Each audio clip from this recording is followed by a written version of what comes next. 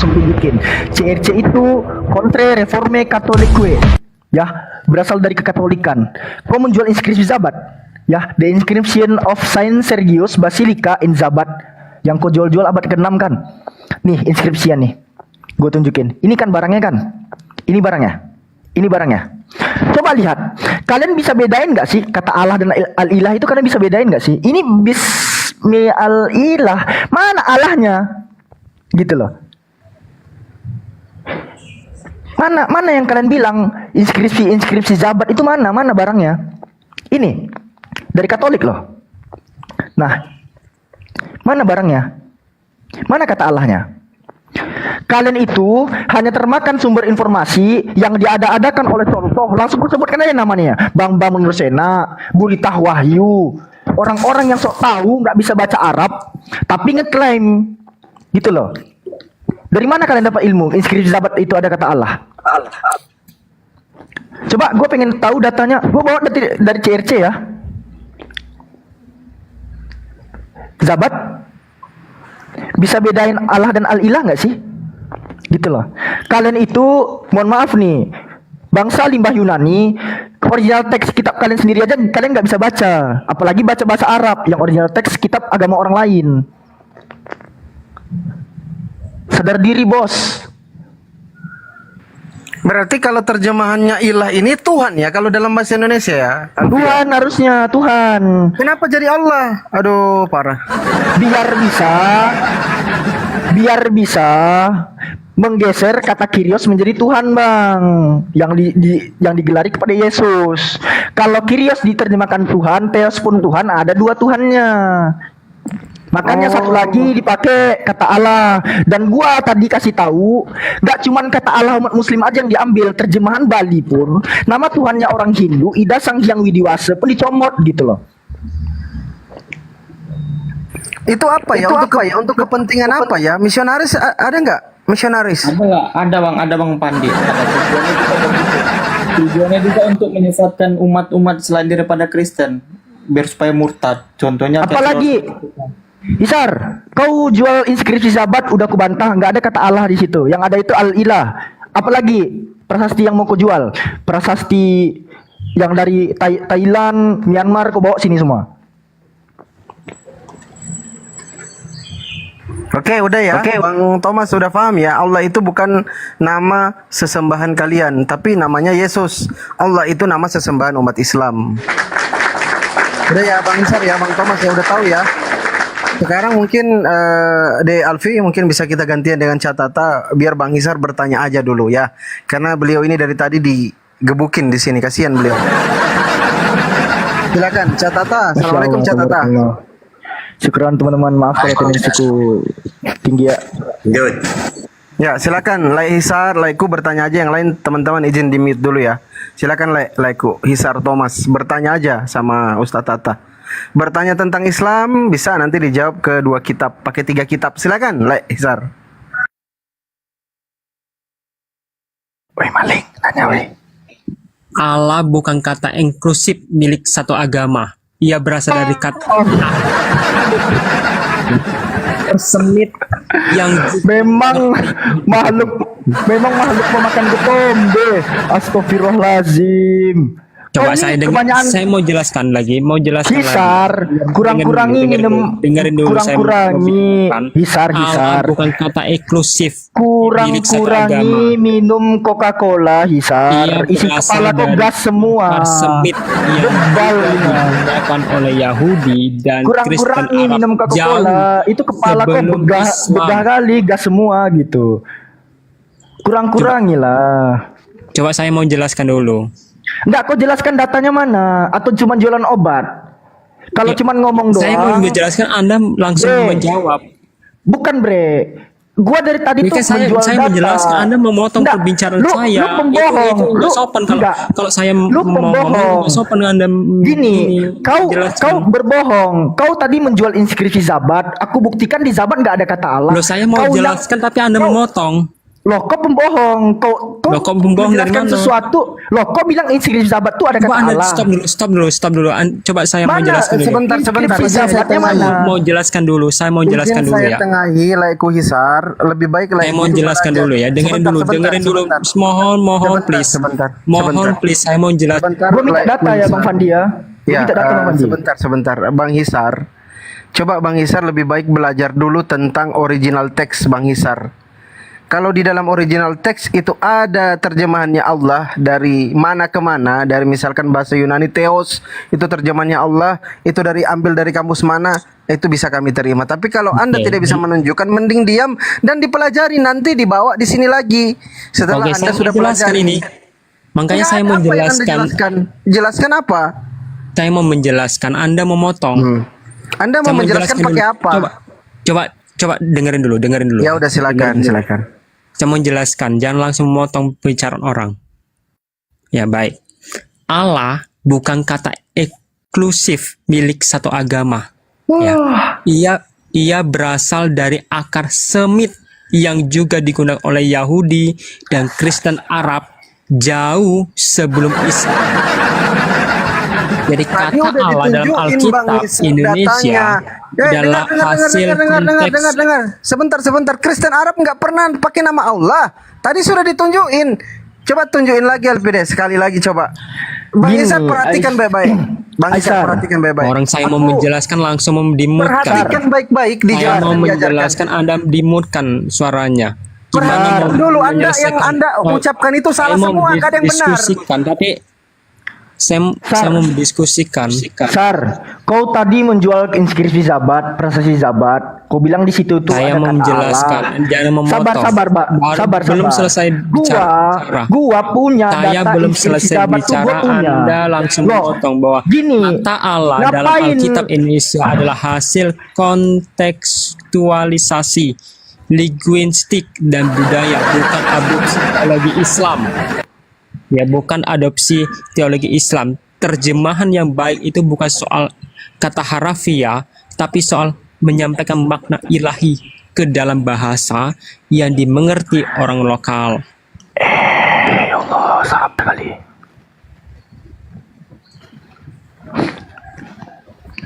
Udah coba dijelaskan kembali deh Alfi.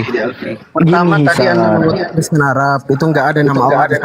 Yang ada ilah, Artinya Tuhan. Kalau diterjemahkan ke bahasa Indonesia. Ini lagi ada inskripsi apa ini? Basilika. Di Izin dalam ya. Basilika juga nggak ada Allah, yang ada ilah. Betul Alfi? Betul. Jadi gini Hisar, kenapa saya minta data? Kau dari tadi tuh ngomong, kau hanya bermodal bernarasi, kayak bapak-bapak yang tengah orasi memberikan janji caleg gitu. Itu nggak cocok, nggak main di sini. Kau keluar-keluar janji caleg tuh nggak main di sini. Sekarang kau menjual inskripsi Zabat yang kau klaim itu punya Kristen Arab pada abad ke-6, abad ke-5. Udah, saya bukakan inskripsinya karena kok nggak nampilkan data. Gua buka dari kalangan kekatolikan lah gitu, bukan dari Islam nih bre. Gitu Oke, baik ya. inskripsinya. Oke. Sabar dulu, gua dengerin lu tadi. Lu nggak mau dipotong, giliran gua ngomong lu potong. Kurang ajar kudus ini. Jangan gitu dong. Jadi gua buktikan pada inskripsi Zabat itu nggak ada kata Allahnya, yang ada itu al-ilah bre. Gua ada kasih tadi barangnya ya, Bismil al-ilah, Sergius dan seterusnya. With the help of God. God itu ilah bre, bukan Allah gitu loh. Karena kenapa? Di sini baru masuk teori. Yang namanya ilah itu adalah isim nakiroh, atau di dalam kaidah bahasa Inggris itu adalah common noun atau generic name. Nah, sama seperti kata God. God ini bukan proper noun, tapi dia common noun. Dia itu generic name God ini. Makanya kenapa yang disebut sebagai kata gelar itu bisa dimasukkan kata sifat kepemilikan. Contoh, Tuhanku, Tuhanmu, Tuhan kita, Tuhan mereka. Sampai bahasa Inggrisnya menjadi my God, you God, misalnya, atau our God, their God, bisa. Nah, sampai kaidah bahasa Arab nggak ada istilahnya Allahku, Allahmu, Allah kita, Allah mereka tuh nggak ada, cuy. Nggak ada istilahnya Allahi, Allahuka, Allahukum, Allahuna tuh nggak ada. Yang ada itu ilahi, ilahuka, ilahukum, ilahuna. Gitu loh. Gelar ini bisa dimasukkan kata sifat kepemilikan. Guruku, gurumu, guru kita, guru mereka. Guru tuh gelar. Ayahku, ayahmu, ibuku, ibumu. Ibu, ayah gelar. Coba Yesusku, Yesusmu, Yesus lain bisa nggak? Nggak bisa, cuy. Karena Yesus itu nama. Sama seperti kata Allah tadi. Allah itu nama. Nama Tuhan. Nggak ada istilahnya Allahku, Allahmu. Gitu loh. Lu cuman jualan obat dari tadi. Lu jual inskripsi Zabat, gua tampilin inskripsinya karena lu nggak bisa tampilkan data. Mana Allahnya gitu loh. Yang ada itu ilah gitu. Sudah. Di sini terbukti Hisar. Kau dan Roh Kudus kau itu udah berbohong di sini. Kau bilang ada kata Allah di inskripsi Zabat. Rupa-rupanya berbohong Roh Kudus kau di sini gitu loh. Roh Kudus kau pendusta. Terus apa lagi yang mau didengarkan dari seorang pendusta gitu? Nah. Baik ya. Saya mau jelaskan lagi. Kata Allah berasal dari bahasa Arab. Ya, memang dari bahasa Arab. Nah ini bukan ciptaan Islam, melainkan sudah dipakai jauh sebelum Islam muncul oleh orang Arab, Kristen, dan Yahudi. Jadi dalam bahasa Arab Allah berarti Tuhan yang Esa dan digunakan oleh orang Kristen Arab sampai sekarang untuk menyebut Tuhan mereka. Jadi dalam Alkitab berbahasa Arab kata Allah digunakan untuk menyebut God, Theos, dan Elohim. Misalnya Kejadian pasal 1 ayat 1 dalam Alkitab ya.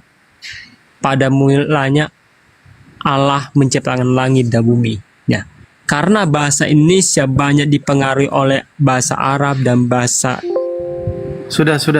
Hisar diam. Ustadz Tata monitor, Catata monitor. Hisar lebih baik diam daripada ngomong. Siapa yang selalu kalah dan siapa yang ngotot? Dalam masalah apa kok selalu kalah tetapi ngotot? Nah, yang saya maksud dalam judul ini adalah pendeta-pendeta Kristen yang jika berdiskusi atau untuk bahasa yang lebih serunya adalah berdebat, khususnya perdebatan masalah ketuhanan, saya menilai pendeta-pendeta Kristen tidak pernah menang alias kalah bin knockout atau KO dalam istilah tinju jika berdiskusi atau berdebat dengan teolog Islam. Namun anehnya tetap ngotot dan tidak berani mengakui kesalahannya. Dan dalam pandangan saya, hal ini sebetulnya sangat memalukan. Tuh, Nah, turun kan? Kristen kalah tapi ngotot. Udah kalah ngotot. Setata monitor stat. Oke, Bang John, Kristen Muslim Bang John. Monitor Bang John. Saya Kristen. Oke, siap. Catata monitor atau masih ada urusan? Ya, saya menyimak semua yang dibicarakan. Ya, silakan Bang. Apa yang mau ditanggapi? Ya, Gini Bang perkataan. John, bertanya Ya, aja. Kalau nggak mau bertanya, nanti bisa dialog sama Catata. Kalau memang merasa nggak punya kapasitas bertanya aja, silakan Bang. Atau mau ditanggapi dulu mungkin tadi, silakan. Ya, dari yang sudah dibicarakan itu, dari judulnya itu kan Yesus dalam apa? Yesus palsu dalam Bible. Ya, bisa dinarasikan kenapa bisa seperti itu ya.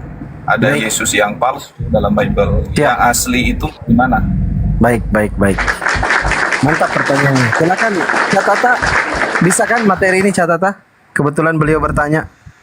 Ya, Lanjut. silakan. Apa yang mau ditanyakan? Ini Yesus palsu dalam Bible, katanya mohon penjelasannya. Silakan catatan. Ini, iya maksudnya kalau kita pakai data Yesus palsu itu maksudnya Yesus yang diimani Kristen. Nah, kalau yang asli itu seharusnya dia diimani sebagai utusan Tuhan atau nabi, bukan sebagai Tuhan. Karena dalam ajaran Samawi tidak ada nabi menjadi Tuhan, itu gak ada. Karena Tuhan di dalam Yesaya 19:20, ketika Tuhan ingin menyelamatkan manusia, bukan dia sendiri yang turun, dia mengutus seorang juru selamat, seorang seperti Musa, Daud, Yesus. Nah, tiba-tiba setelah Yesus tidak ada, diimani sebagai Tuhan. Nah, berarti palsu, ya. Nah, tidak benar gitu loh, maksudnya gitu. Jadi siapa yang sebenarnya yang diimani oleh Kristen itu? Gitu. Ya kita Saya kan orang awam, Pak, nggak terlalu paham. Jadi maksud pertanyaan saya itu adalah di sini kan dikatakan Yesus palsu dalam Bible. Nah, artinya secara keseluruhan apa yang di Yesus yang selama ini, ya maksudnya yang kami percayalah dari Alkitab yang kami pegang sekarang itu palsu. Nah, tentu kan ada, itu kan sebuah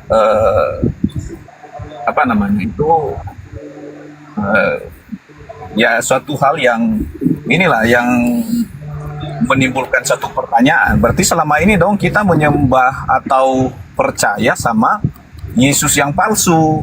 Nah, yang saya mau tanyakan itu, kalau ada yang palsu, pasti ada yang aslinya. Nah, Yesus seperti apa yang seharusnya ada? Jadi kalau contohnya Yesus yang dalam Bible itu kan salah tuh, palsu. Nah, pasti ada Yesus yang original. Nah, kita belajar dari mana Yesus original itu? Yang benar itu. Jadi andaikan orang Kristen tidak mentuhankan, tapi sebagaimana diimani seperti Musa, ya pasti ya asli berarti, karena tidak diposisikan sebagai Tuhan gitu loh. Nah, untuk mengetahui yang asli seperti di Al-Quran, contohnya Nabi Isa Al-Imran 49. Antara zaman, kan yang saya tahu ya, antara zaman Musa dengan zaman Yesus itu kan memiliki jarak yang jauh ya, jarak yang sangat jauh. Nah, maksud saya itu kan orang Kristen itu beriman sama Yesus nih. Nah, Beriman sebagai apa? kalau dari pandangan Ya, sekarang beriman sebagai apa? bahwa Yesus dalam Bible itu kan palsu, benar enggak? Nah, tentu kalau ada palsu pasti ada yang originalnya. Nah, itu yang saya tanya tadi, seharusnya kalau memang Bible yang selama ini dipercaya oleh Kristen yang mengajarkan iman mereka kepada Yesus, seharusnya ada original. Nah, itu yang saya bilang, saya ingin tahu originalnya itu di mana gitu. Nah, yang enggak, sekarang gini loh. Seharusnya Gini aja sekarang. Sekarang gini aja. original itu gitu. Enggak, sekarang gini aja. Anda mengatakan asli sudah benar Kristen bahwa Yesus itu Tuhan. Nah, ini pakai data gimana kira-kira? Caranya untuk meyakinkan ke umat Islam bagaimana? Bahwa Yesus yang kalian iman ini itu Tuhan, coba. Pakai ayat apa saja? Kenapa saya meyakini rekan-rekan Muslim ya? Saya tidak mempengaruhi teman-teman Muslim. Ya sudah, berarti kalian mentuhankan Yesus sudah cuma imani saja. Gini, teman-teman kan udah punya agama, udah punya iman juga ya, udah punya rasul kan gitu. Nah, saya ini kan orang awam. Nah, menurut tema ini kan saya tergelitik gitu loh. Oh, berarti selama Ya intinya abang nggak tahu Yesus itu Tuhan apa bukan, nggak tahu. secara logik ini. Enggak, gini aja gini, biar gak tele-tele gini. Intinya abang nggak tahu tiba-tiba mentuhankan Yesus, tidak punya data, nggak apa gitu intinya ya. Hah? Nah, gimana?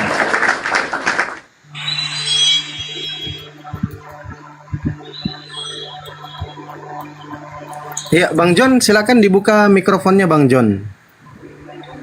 Bang John, silakan. Tutup. Saya gak ini kok. Saya hanya ingin ngomong yang tadi itu, menanyakan judul ini. Kan selama ini ya sejak saya lahir, besar, dididik menjadi orang Kristen dan percaya Alkitab. Kan gitu. Ya. Di judul ini kan dikatakan Yesus palsu dalam Bible. Nah, timbulkan Ya. satu pertanyaan saya. Berarti di dalam Alkitab yang selama ini diajarkan oleh ya oleh guru saya lah, oleh pendeta saya, oleh orang Kristen yang lain juga, berarti palsu. Oke, berarti di dalam Bible yang kamu imani siapa Yesus itu? Coba. Yang kamu imani dalam Bible siapa? Hah? Karena teman-teman sudah menemukan yang aslinya, nah saya mau belajar seharusnya. Untuk mengetahui asli dan palsu itu. Aslinya tuh. Enggak gini, Bang John. Tadi kamu mengatakan, padahal yang kami imani dari dulu, sejak lahir pun dari dulu, Yesus itu Tuhan dalam Bible. Itu di mana? Coba buktikan ke saya. Loh, kenapa nanya balik ke saya? Saya orang awam mau nanyakan. Nah, iya udah berarti sudah membenarkan seharusnya. Oh enggak, yang kami imani asli. Contoh ya, hanya memberikan contoh ya. Ini saya maaf ya Ya, ya, teman-teman. Saya tidak ada maksud apa-apa di sini. Saya minta maaf terlebih dahulu ya.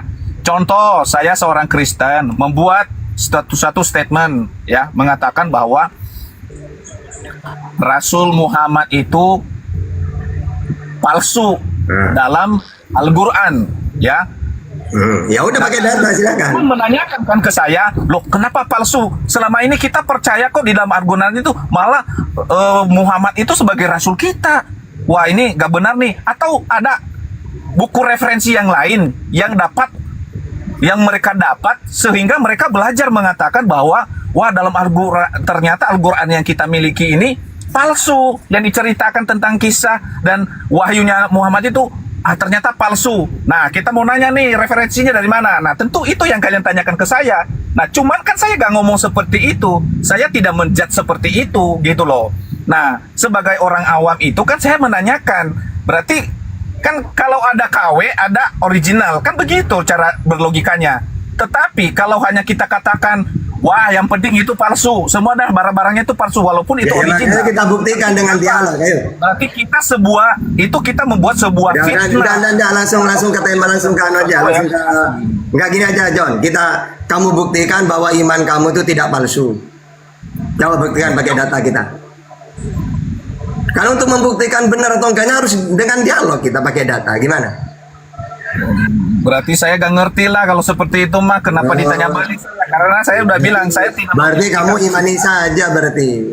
Saya tidak memiliki kapasitas di dalam menjelaskan itu. Saya hanya tertarik di dalam tema ini. Makanya saya bilang, saya seorang pembelajar yang sering menulis artikel dan juga catatan ilmiah. Maka ketika saya mencatat dan juga menggugah sesuatu, maka saya harus ada referensi yang dapat menunjang bahwa benar apa yang saya katakan itu benar, bukan dusta, bukan fitnah.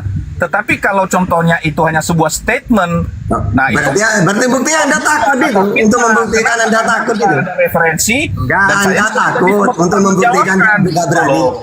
Berarti sudah diakui palsu ya? Loh, siapa yang mengaku palsu? Kalian kan yang mengaku Oke, berarti palsu. Indah, iman kamu kepada Yesus ini sebagai Tuhan ini udah bener apa salah? Lah kalau menurut saya benar. Oke, benernya lewat apa? Datanya di mana Orang coba? awam. Saya sudah bilang tadi, kalau saya tidak beriman sama Yesus, mungkin Imani doang, saya imani tidak saja. menjadi orang Kristen sampai hari ini gitu loh. Ya, berarti imani saja ya. Udah ada data. Saya tergelitik ketika melihat tema teman-teman di sini bahwa ternyata Yesus dalam Bible itu palsu. Nah, itu yang membuat saya tergugah. Ya, Makanya ayo, buktikan itu kalau gini. kalau ada Yesus yang Udah lah, kamu istilahnya ini langsung aja, saya udah mau cuma ngomong terus kayak tadi dengan Alfi juga ngomong doang gini loh. Kalau saya ada mengatakan Quran palsu, ya saya tantang dialog. Nah kalau Kristen kan tidak terima tapi ditantang dialog gak berani juga, kan aneh. Seharusnya ada tema kayak gini nih, tergugah. Ayo siapa ngomong palsu? Ayo kita dialog gitu seharusnya. Misalnya ada orang mengatakan Quran palsu, seneng saya langsung tak ajak dialog langsung gitu. Kalau kamu enggak naik-naik, Nggak terima tapi ditantang dialog takut. Berarti ini temanya kalian fitnah berarti ya, nggak ada ya yang original yang benar Berarti ya. kamu membenarkan tema ini. Buktinya kamu udah berani dialog. Berarti kamu membenarkan tema ini. Sudah ya. Saya coba membuktikan. Kasih aja dalilnya Bang Fadli. Tema sebuah fitnah ya. Bang John, Terima Bang kasih John. teman-teman ya. Saya mau tunjukin boleh? Saya mau tunjukin boleh? Gimana? Kita kasih aja dalilnya. nggak Ustadz apa-apa. Tata, mohon izin Ustadz. Saya sekali aja boleh? Nah ini. Nah, jangan pakai yang seperti itu. Kalau bicara tentang Alkitab, saya sudah memahami itu. Yang saya mau cari tahu itu adalah ketika kalian sudah menemukan yang originalnya yang mana, yang menceritakan tentang kehidupan Yesus itu loh. Kalau Oke, Yang di bawah kita Filipus. tunjukin ya. Yang di bawah Filipus, nggak Bang. usah lagi Yang di bawah Filipus. sama saya. Yang di bawah Filipus, Bang. Yang di bawah Filipus, Bang. Maka mulailah Filipus berbicara dan bertolak dari nas itu, ia memberitakan Injil Yesus kepadanya. Injil Yesus ini bentuknya grapa, kitab suci, scripture. Mana barangnya? Dikatakan di sini anoidisas deho Filipos to stoma autu kai arkamenos apotes grapes tautes grapa scripture, kitab suci. Apa namanya? Injil. Mana dia barangnya? Injil yang dibawa oleh Filipus yang disebut sebagai Injil Yesus itu mana barangnya? Bentuknya Yang ditanya Pak grapes. John bukan itu loh, Bang Alfi. Pak John itu cuma pengen ditunjukkan maksudnya Yesus asli yang dimaksud teman-teman Muslim itu yang seperti apa gitu. Gini Bang, Ya, makanya Yesus kan saya ngasih nggak nyambung lah. loh. Kalau memang cara argumentasinya begitu, saya Tadi turun katanya nggak apa-apa. paham Bible. Tadi katanya paham Bible. Saya bacain. Di sini ada tes grapes tautes. Makanya Tes saya grapes bilang kan tautes. dari sejak kecil saya sudah mengimani loh Alkitab itu. Sama kan ketika contohnya kalian sudah mempercayai Al-Quran itu sejak dari semula lah kalian lahir udah jadi Muslim ya. Sudah belajar juga dari ustaz-ustaz. Ketika saya memberikan tema bahwa Rasul yang ada di dalam Al-Quran itu adalah palsu. Bang, Nah, timbul satu pertanyaan ini pertanyaan kan, berdasar, Bang. Pertanyaan seperti itu, ini gitu. berdasar. Pertanyaan ini berdasar. Kenapa? Matius 24 nomor 4 dan 5. Waspadalah supaya kamu jangan ada orang yang menyesatkan kamu. Apa dikatakan sini? Sebab banyak orang yang akan datang memakai namaku, kata Yesus, dan berkata, akulah Mesias. Akan ada orang yang memakai nama Yesus dan mengaku-ngaku sebagai Kristus atau Mesias. Gitu loh. Ini Lah, siapa itu? makanya di sini kita kaji siapa orangnya. Makanya dipertanyakan. Karena kenapa? Yesus pun ngasih warning di dalam Matius pasal 24 akan ada orang yang pakai nama Yesus dan mengaku sebagai Kristus. Itu ada, nggak mungkin itu nggak ada. Karena apa? Ini nubuatan. Ini nubuatan. Kamu percaya Alkitab nih ceritanya nih. Percaya Alkitab. Jadi cerita Alkitab. Alkitab itu berarti palsu atau benar? Percaya Alkitab. Loh, Cerita emangnya Alkitab mengetahui itu palsu? gini bre, ya, Halo? gini ya. Sederhana aja pertanyaan saya. Berarti Alkitab itu kamu percaya benar atau salah? Bang John, kok kemana-mana Bang John? Yesus palsu dalam Bible Bang John temanya Bang. Anda kan Karena tahu masalahnya nih. Yesus di dalam Bible itu hanya Bible yang selama ini saya percaya menceritakan. Oke, Anda kan aslinya. nggak tahu yang palsu yang mana. Nanti ditunjukin Bang, tenang aja Bang, ditunjukin Bang. Referensinya jangan di dalam Alkitab dong. Referensimu jangan dalam Alkitab. Karena kamu anggap itu kan cerita.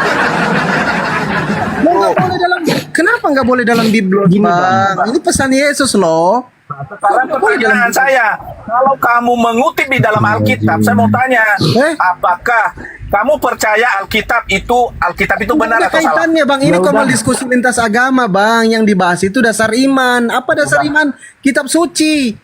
Bukan berbicara iman di sini Bang, dasar imannya. Kalau Sesuai kamu nggak Anda mengutip mengimani? Alkitab saya, sederhana aja. Kalau kamu Ya udah bang, kamu Bang percaya Fadli. kepada Alkitab Ya saya udah, dong. ya udah, nggak usah pakai Alkitab. Ya udah, nggak usah pakai Cerita Alkitab. tentang Ya, Yesus yang ada dalam Alkitab. Iya. Benar. Oke. Saya nggak pakai Tapi Bible. kamu Saya nggak pakai Bible. palsu. Boleh saya presentasi? Kamu fitnah. Boleh saya Kamu presentasi? fitnah, kan? Iya boleh saya presentasi? Orang-orang Saya semua nggak di pakai sini Bible. nonton loh. Iya, saya nggak pakai Bible. Saya nggak pakai Bible. Bisa saya presentasi? Ya lanjut. Albi silakan. Tunggu, masih loading bentar ya.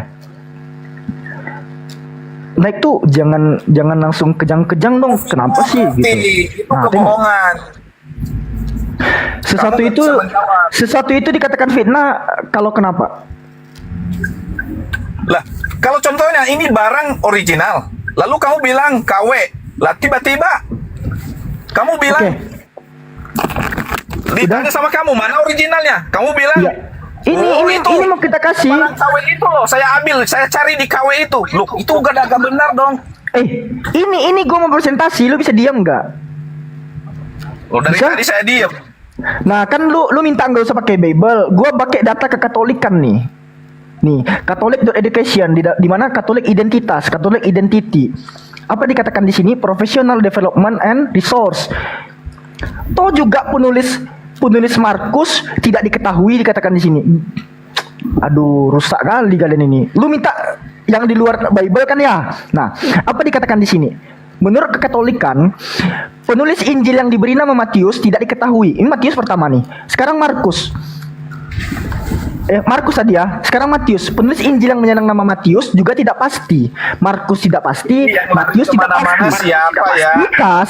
Penulis Ayalah Injil yang yang lari menyandang kemana-mana. nama Lukas tidak pasti. Penjelasanku gak bisa Lalu, jawabkan sendiri. Yohanes, kepengarangan Injil yang menyandang nama Yohanes masih menjadi misteri. Kekatolikan di dalam literasinya itu menyatakan keempat gospel Katolik itu penulisnya itu nggak jelas gitu loh.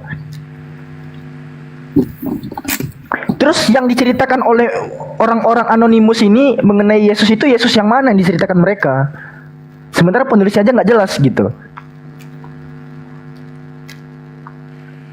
Kan udah ngomong begitu, maksud saya itu kan kamu keterangannya itu kuat lah kamu ngomong begitu, semua itu dari cerita Katolik, dari Bible itu semua palsu lah ya. Wah, Nah, jelas itu- karena yang yang benar, pertama-tama yang mengkanon benar, Bible yang kamu itu, temukan.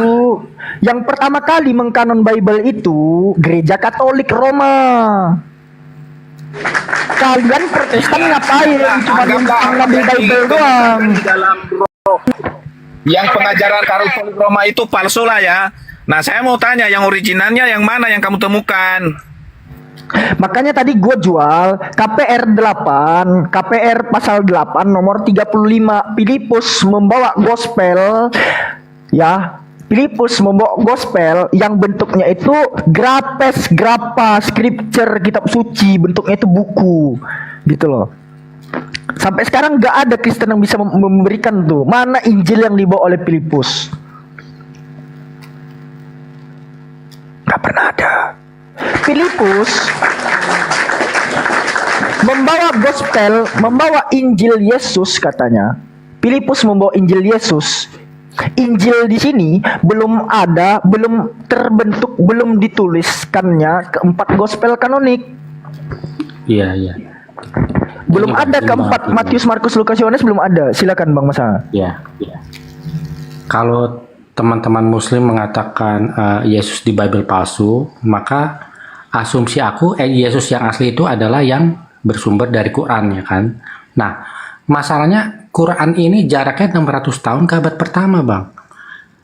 Justru yang asli itu adalah Yesus yang di Bible karena jaraknya lebih dekat ke abad pertama yaitu 300 tahun. Nah, gitu, Bang. Aku bisa komparasi nggak ke Bible kalau gitu? Kalian menceritakan Musa di dalam kitab Yudas, sementara kitabnya Yahudi nggak pernah menceritakan hal tersebut. Jadi saya kasih juga ya. Kita ambil contoh Yudas 1 nomor 25, boleh? Ya boleh, Bang, ya. Silakan, Bang. Yudas 1 nomor 25 atau Yudas 1 nomor 10 itu ya. Mengenai Musa, bentar ya. Yudas 1 nomor 9. nggak bisa dijawab ya teman-teman, saya keluar ya, turun ya. Maaf ya, mengganggu kalian. Kalau bicara soal tahun-tahun, di sini Yudas 1 nomor 9, tetapi penghulu malaikat Mikael ketika dalam suatu perselisihan bertengkar dengan iblis mengenai mayat Musa. Ini kan hanya diceritakan di dalam kitab Yudas. Ada nggak di dalam kitab yang kalian kanan itu malaikat Mikael itu bertengkar sama iblis mengenai mayat Musa? Ceritanya. Nggak ada kan, kami tidak mengakui kitab Yudas itu, Bang. Loh, Lagi terus kenapa ada di Bible? Bible siapa, Bang? Bible yang mana nih? Bible ya ibunya ada tuh kitab Yudas. Kitab Yudas. Surat Yudas. Sebelum Wahyu. Yudas. Ya, ada ya. Budaya teman-teman Yudas saya 1. turun ya, berarti Yudas, belum ketemu kita kalau bicara originalnya soal kan ya? tahun-tahun, kalau kita berbicara soal tahun-tahun, perjanjian baru itu jaraknya 2000 tahun dari Musa. Betul, iya, Ya kan? itu betul, Bang. Betul. Nah, perjanjian baru menceritakan bahwa malaikat Mikael bertengkar dengan iblis mengenai mayat Musa.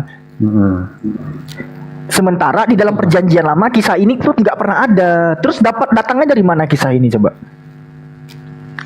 Ya kembali lagi, Bang, kalau perjanjian baru jaraknya 2000 tahun, berarti Quran itu jaraknya 2600 tahun dong ke Musa, Bang. Lebih tidak bisa. Nah, percaya. makanya nggak bisa dijadikan parameter tahunan, karena kenapa? Kitab kalian yang perjanjian baru itu menceritakan tentang mayat Musa yang diperebutkan oleh malaikat Mikael dan iblis. Sementara di dalam kitab Yahudi itu nggak pernah ada literaturnya. Terus surat Yudas ini penulisnya itu dapat cerita dari mana gitu?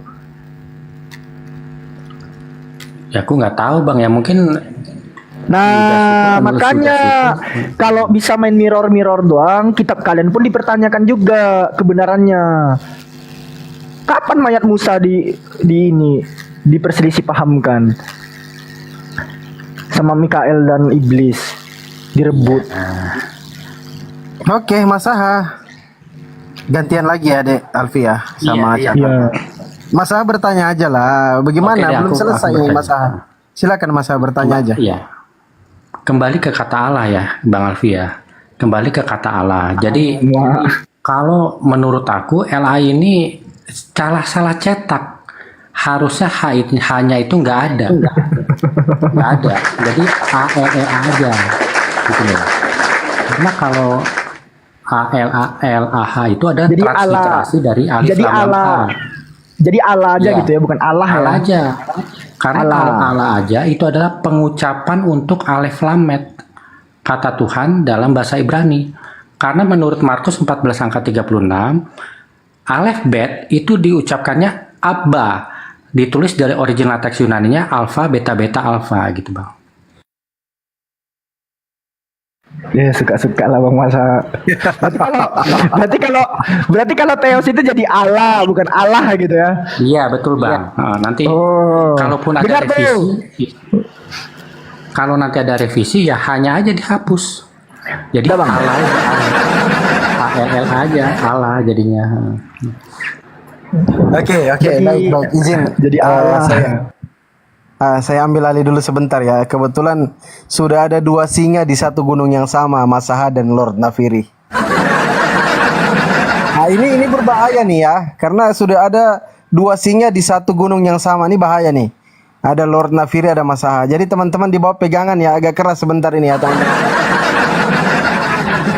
Catata sudah monitor biar berdua Nafiri sama Mas Aha versus Catata. Silakan Catata kalau sudah monitor. Bang Mas Aha sama Lord Nafiri. Izin makan ya. Ya, oke siap. Mas Aha sama Lord Nafiri mungkin bertanya aja ya, biar dapat edukasi kalian berdua. Ini murid-muridnya Catata ini. Ustaz Tata monitor. Iya, Oke. murid mau belajar kadang di-kick sama gurunya, kapan pintarnya.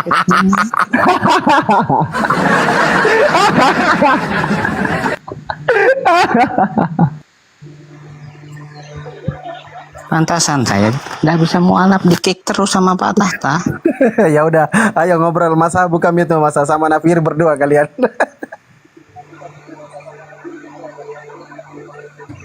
Ya, Bang Ayo Nafiri. siap-siap taktik ya.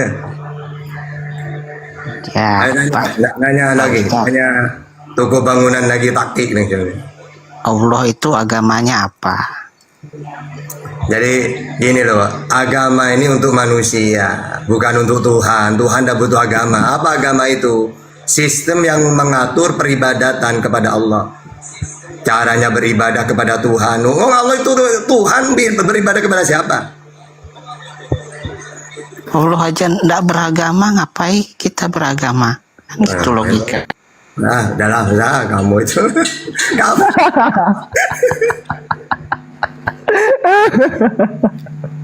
Astagfirullah, nauzubillah min dzalik. Ini saya harus pakai metode permainan aja ini. Kalau saya seriusin nanti ya percuma. Man ilmu saya nanti. Ya udah suka-suka kamu, mau nanya apa ya? Suka-suka kamu aja. Bang Masaha, ajarin Nafiri bertanya Bang Masaha. Malaikat Jibril itu agamanya apa?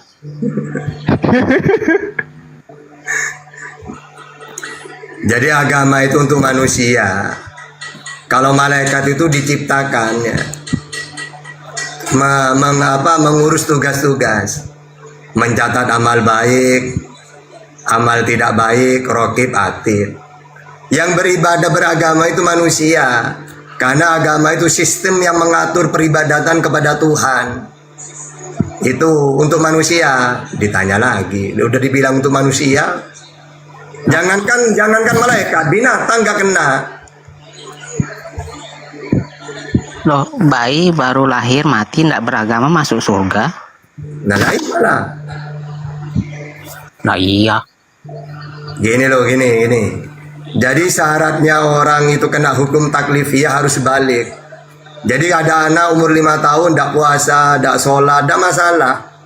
Karena belum kena tuntutan.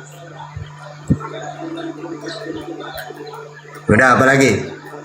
Aduh, kalau ini percuma saya jawab. Mendingan saya jawab main-main aja. Kalau ditanya kalau dijawab dengan data yang benar ya percuma.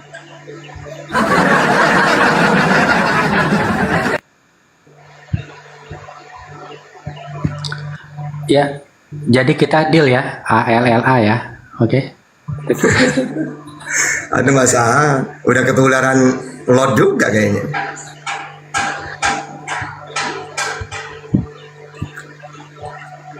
Oke, mungkin kita sapa dulu ya. Ada yang baru naik ini Eliasa sama tukang coret. Mungkin Kristen ini salah satunya. Silakan dibuka mic-nya. Ada yang Kristen, Eliasa atau tukang coret? Silakan. Oke, mungkin Muslim dua-dua ya.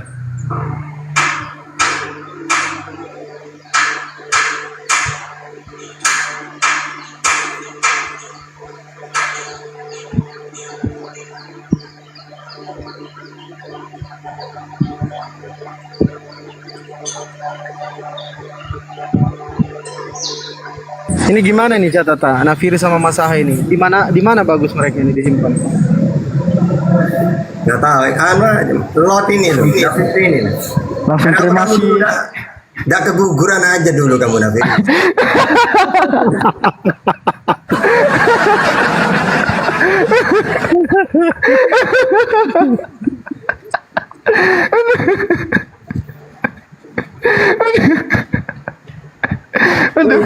Astagfirullahaladzim. Mana Nafiri? Merajuk dia Stat. Waduh Stat, merajuk dia Stat. Aduh. Astagfirullahaladzim.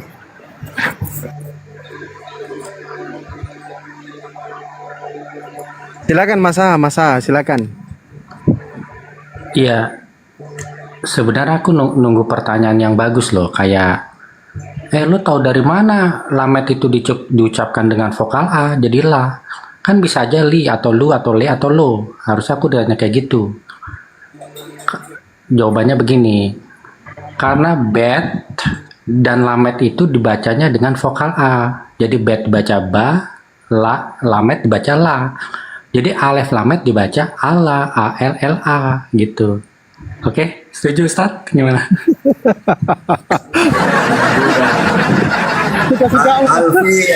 Alfi itu kan tadi udah bilang, suka-suka kamu aja. Karena karangan kamu tuh banyak Masa. Tapi hebat kamu, suka menemukan hal-hal yang baru gitu. Walaupun tidak cocok dengan orang yang punya akal gitu loh.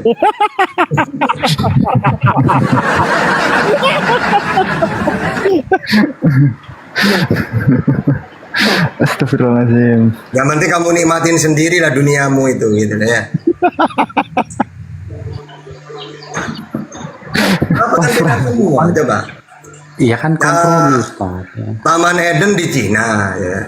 Terus 2030 Yesus muncul turun. Iya. Jadi hebat ya. Tidak apa-apa lah punya dunia lain dia. Bukan kita. Tidak cocok dengan kita ya. Kan itu semua dalilnya juga ada Ustaz. Aku kan enggak. Ya, yang saya heran tuh dalilnya itu cuma dipahami kamu doang, itu yang saya heran.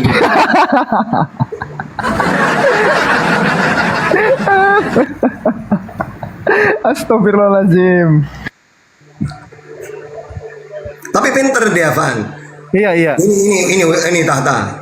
Akan saya googling. Ada beneran Taman Eden di Cina, ada Bang. Tapi diterangin detail banget gitu. Masa iya saya percaya itu detail banget. Cuma sesuai dengan otak kamu doang gitu. Pernah dijelasin sama Bang Handi itu, Catata. Ternyata Taman Eden itu ada juga di Makassar. Sempat terdiam masa. Taman Eden di Makassar sempat terdiam masa waktu itu.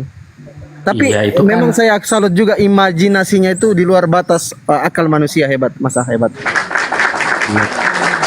Kalau yang di Makassar itu kan nama kafenya Bang Handi, Taman Eden. Bukan.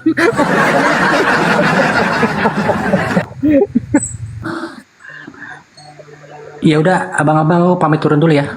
Terima kasih semua. Ada hiburan nih. Iya, aduh. Kayak mana Mas Aha ini? Itu kalau ketemu dua singa di satu gunung yang sama, Masa sama Nafiri. Banyak Makanya saya udah bilang kalau ingin jadi debater dari pihak Kristen jangan lama-lama.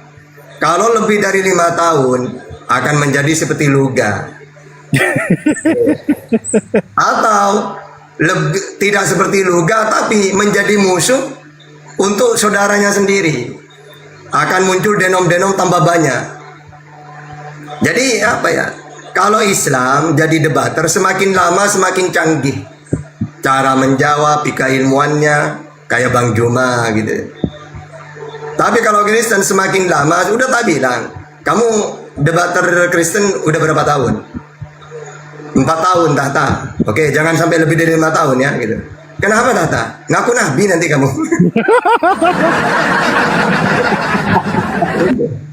Atau tidak ngaku nabi tapi dia menyerang saudaranya sendiri, munculnya nanti kayak Herdi, terus siapa lagi yang lawas-lawas itu, si Haan itu apa, Samuel ya.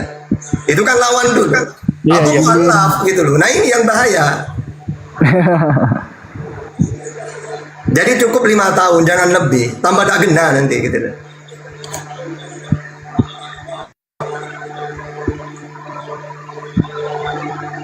Ya udah silakan teman-teman Kristen ya yang masih mau dialog.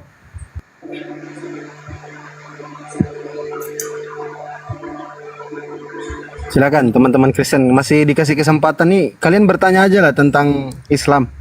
Kebetulan ada catatan nih. Yang Kristen gak usah takut bertanya ya.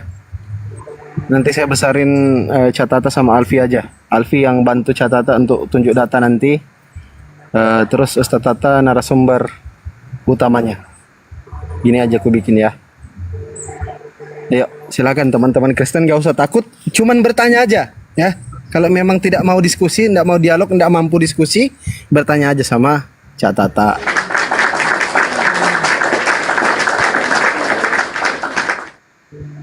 Silakan. Gak usah takut teman-teman Kristen ya. Yang Kristen tapi ya, Nauli Aritonang. Ah, ini Nauli mungkin Kristen nih. Ya. Assalamualaikum warahmatullahi wabarakatuh. Waalaikumsalam warahmatullahi wabarakatuh. Ibu Nauli. Iya, saya cuman ingat nih pernah satu rumah masih Mas Saha di rumahnya Raja Dolar. Saya tanya, Saha kamu diciptakan sama siapa gitu. Dia bilang 50-50, 50% sama Tuhan, 50% ayah sama ibunya. Oke Bang ya. Ya, makasih banyak informasinya. Baik, terima kasih ya. Assalamualaikum. Sama-sama. Waalaikumsalam warahmatullahi wabarakatuh. Izin kalau kawan-kawan muslim kalau bisa standby dulu di bawah. Kasih kesempatan teman-teman Kristen untuk naik ya. Yang muslim ya. Jangan kirim permintaan dulu kawan-kawan muslim biar teman-teman Kristen bisa belajar. Izin kalau teman-teman muslim naik itu langsung saya turunkan ya. Biar cepat kita. Karena sudah sore nih. Oke, tukang spot Kristen muslim. Kepencet. Oke, baik. Bang Dedi ini Kristen atau Muslim, Bang Dedi? Bang Dedi?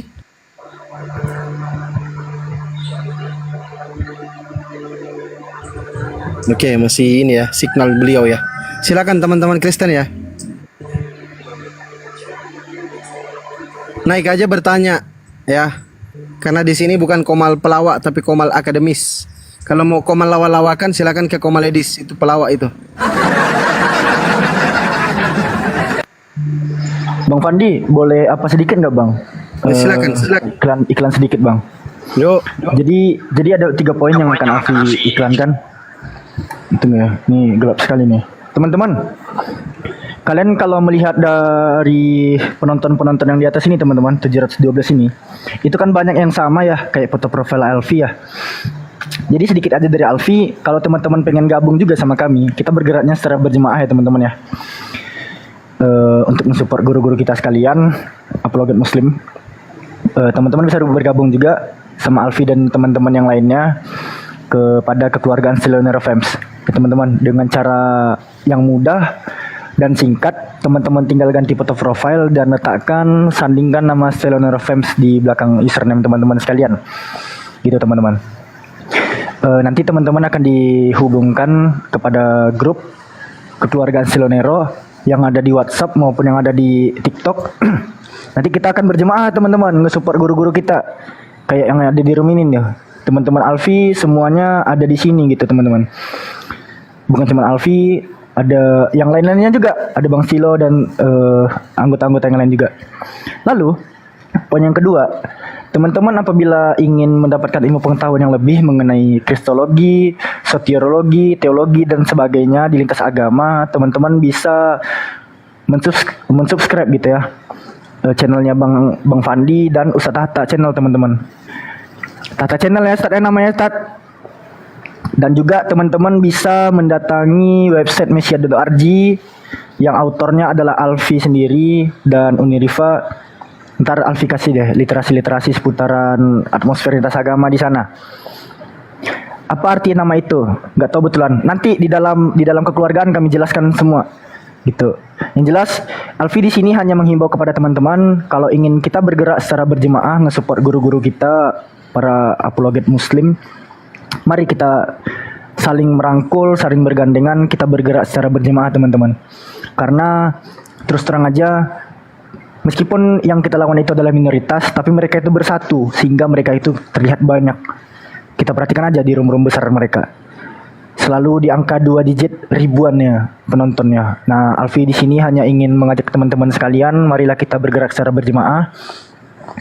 Kita guru-guru di sini tuh tidak mengharapkan apa-apa dari teman-teman sekalian. Mereka tuh hanya mengharapkan kehadiran teman-teman secara bersama-sama dan kami bentuk suatu wadahnya, Silonero Family, kekeluargaan Silonero. Nanti teman-teman bisa nge-DM Alfi jika ingin bergabung ya teman-teman ya. Kita berjemaah lah geraknya mulai sekarang. Kalau nggak sekarang kita nggak tahu lagi kapan gitu. Karena kalau kita mencar-mencar pun nggak afdol rasanya teman-teman. Gitu aja dari Alfi Bang Fandi. Makasih ya Bang Fandi ya. Baik, oke. Ini kebetulan ada Bang Edward. Siapa nih Bang Edward ini? Selamatkan dirimu Bang Edward. Bang Edward Kristen Muslim Bang? Bang Edward, monitor. Panggilan terakhir untuk Bang Edward, Kristen atau Muslim Bang? Islam. Ya, standby dulu di bawah ya kalau teman-teman Muslim ya teman-teman ya. Kasih kesempatan teman-teman kita Kristen yang nggak tahu pendeta itu kayak mana pendeta. Kasih kesempatan teman-teman Kristen kita yang belum tahu apa-apa tentang Islam atau yang belum tahu apa-apa tentang kitabnya sendiri. biar kita bisa edukasi. Kebetulan ada dosen kita dari Vatikan, ini saya datangkan langsung, ini catatan. Beliau ini 7 tahun di Vatikan, sampai S7 beliau ya, teman-teman. Beliau sampai S7. Ini juga ada adik kita Alfi ini sampai S4 di Vatikan. Unvat, Universitas Vatikan. Oke, Bang Andreas. Selamat malam Bang Andreas. Malam. Malam juga dia. Ya, Kristen Bang Andreas. Andreas. Oke, Kristen. Oke, siap. Selamat bergabung, Salam kenal, salam toleransi, ya. Okay. Silakan, Ada yang mau ditanyakan atau ada yang mau didiskusikan? Kalau bisa open cam lebih bagus, biar rame kita. Nggak bisa, belum bisa ini. Oke, silakan, Mau bertanya apa, silakan. Mau bertanya mulai dari awal aja. Oke, silakan, Dari awal penciptaan manusia diciptakan.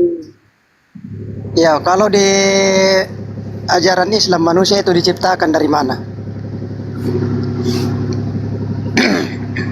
Itu aja. Mute-nya, catatan silakan. Ya, kalau dalam Islam itu Allah menciptakan Adam dari tanah. Maka dalam surah Al-Hijr ayat 29, "Faidza sawaituhu wa nafakhtu fihi min ruhi faqa'u lahu sajidin." Ketika Allah menciptakan Adam dari tanah, lalu setelah dia menjadi bentuk yang sempurna, fa nafakhtu fihi min ruhi. Kemudian aku tiupkan roh ciptaanku. Maka dia hidup. Jadi dalam Islam itu Adam dari tanah, kalau jin dari api. Ya. Wa khalaqal janna mim marijim min nar, dari api. Kalau malaikat dari nur, cahaya gitu.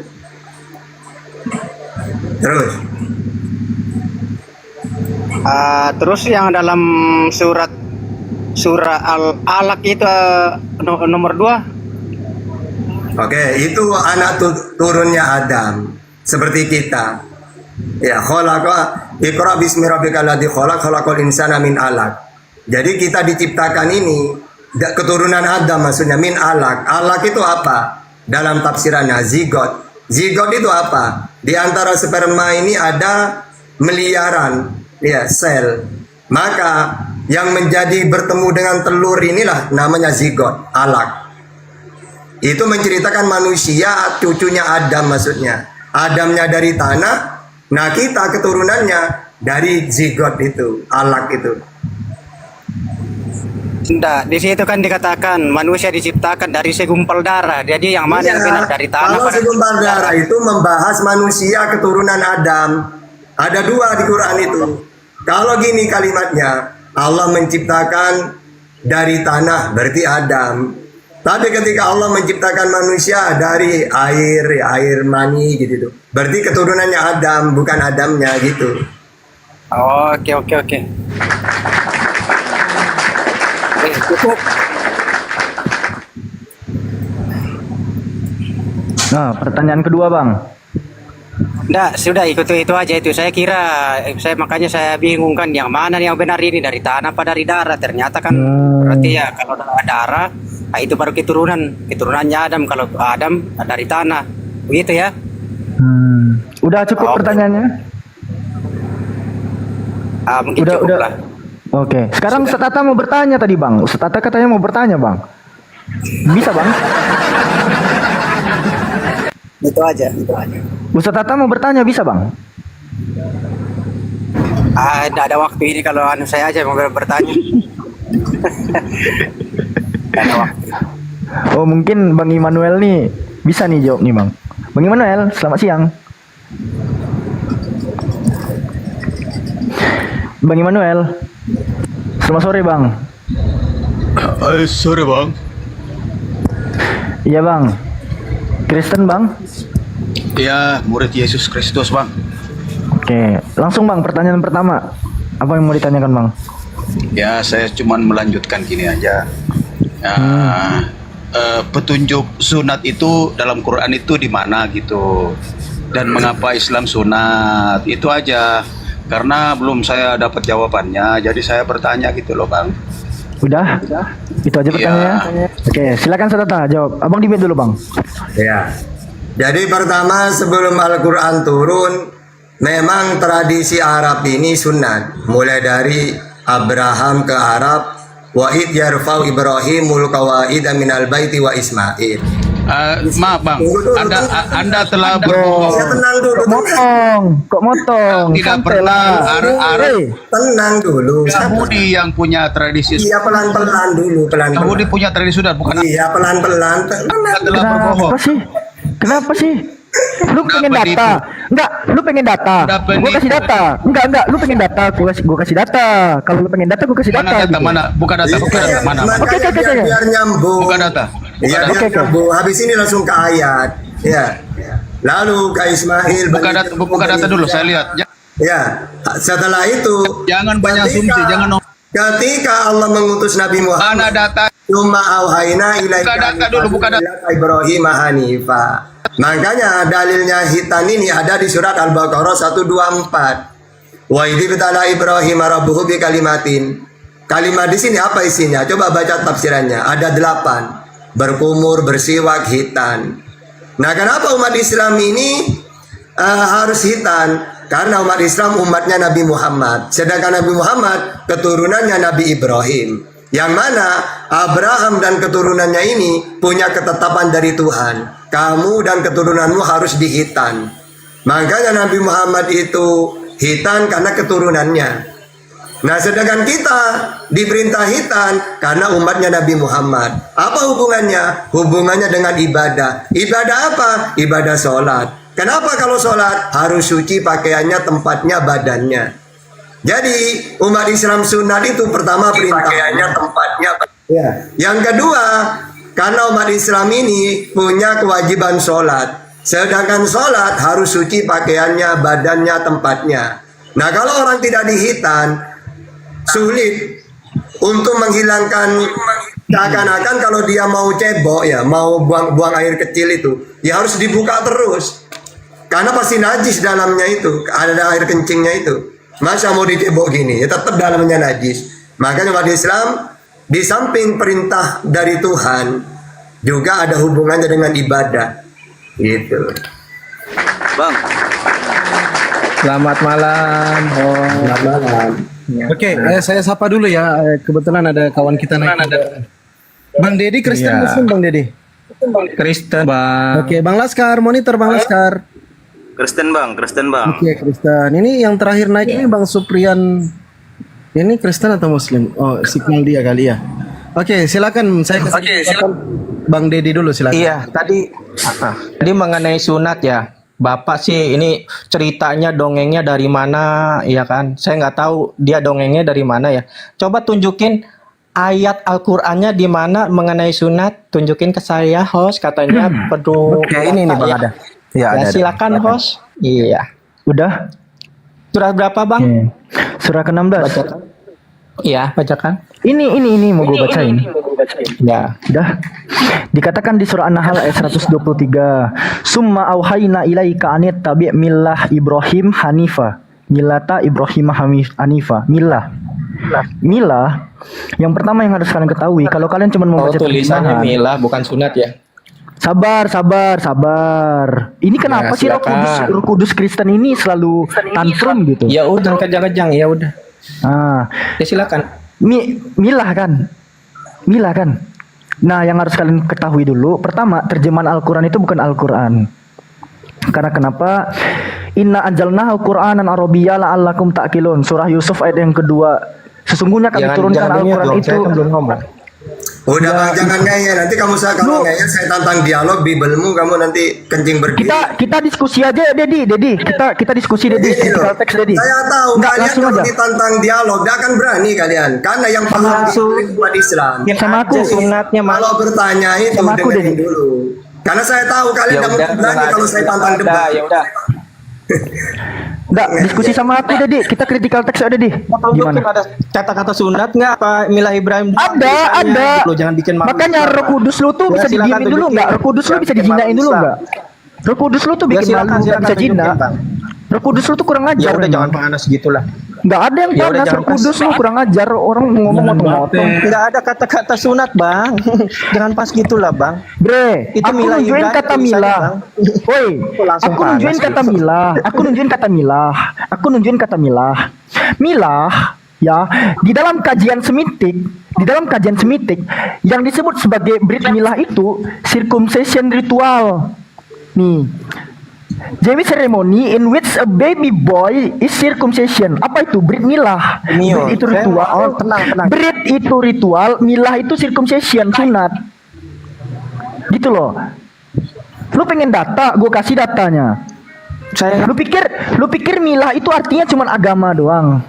Milah itu definisinya banyak, Bre. Sebentar agama itu bahasa Arab itu din, bukan milah. Gitu loh. Ya makanya di Al-Baqarah juga kalimat di situ perintah. Maka isinya 8, diantaranya hitan. Nah kamu mau nerima atau tidak urusan kamu.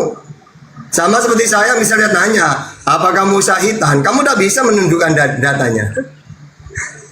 Jadi Kristen ini aneh. Yesus sunat, kalian tidak sunat bukan karena kalian bukan pengikut Yesus. Nah kami tidak masalah itu.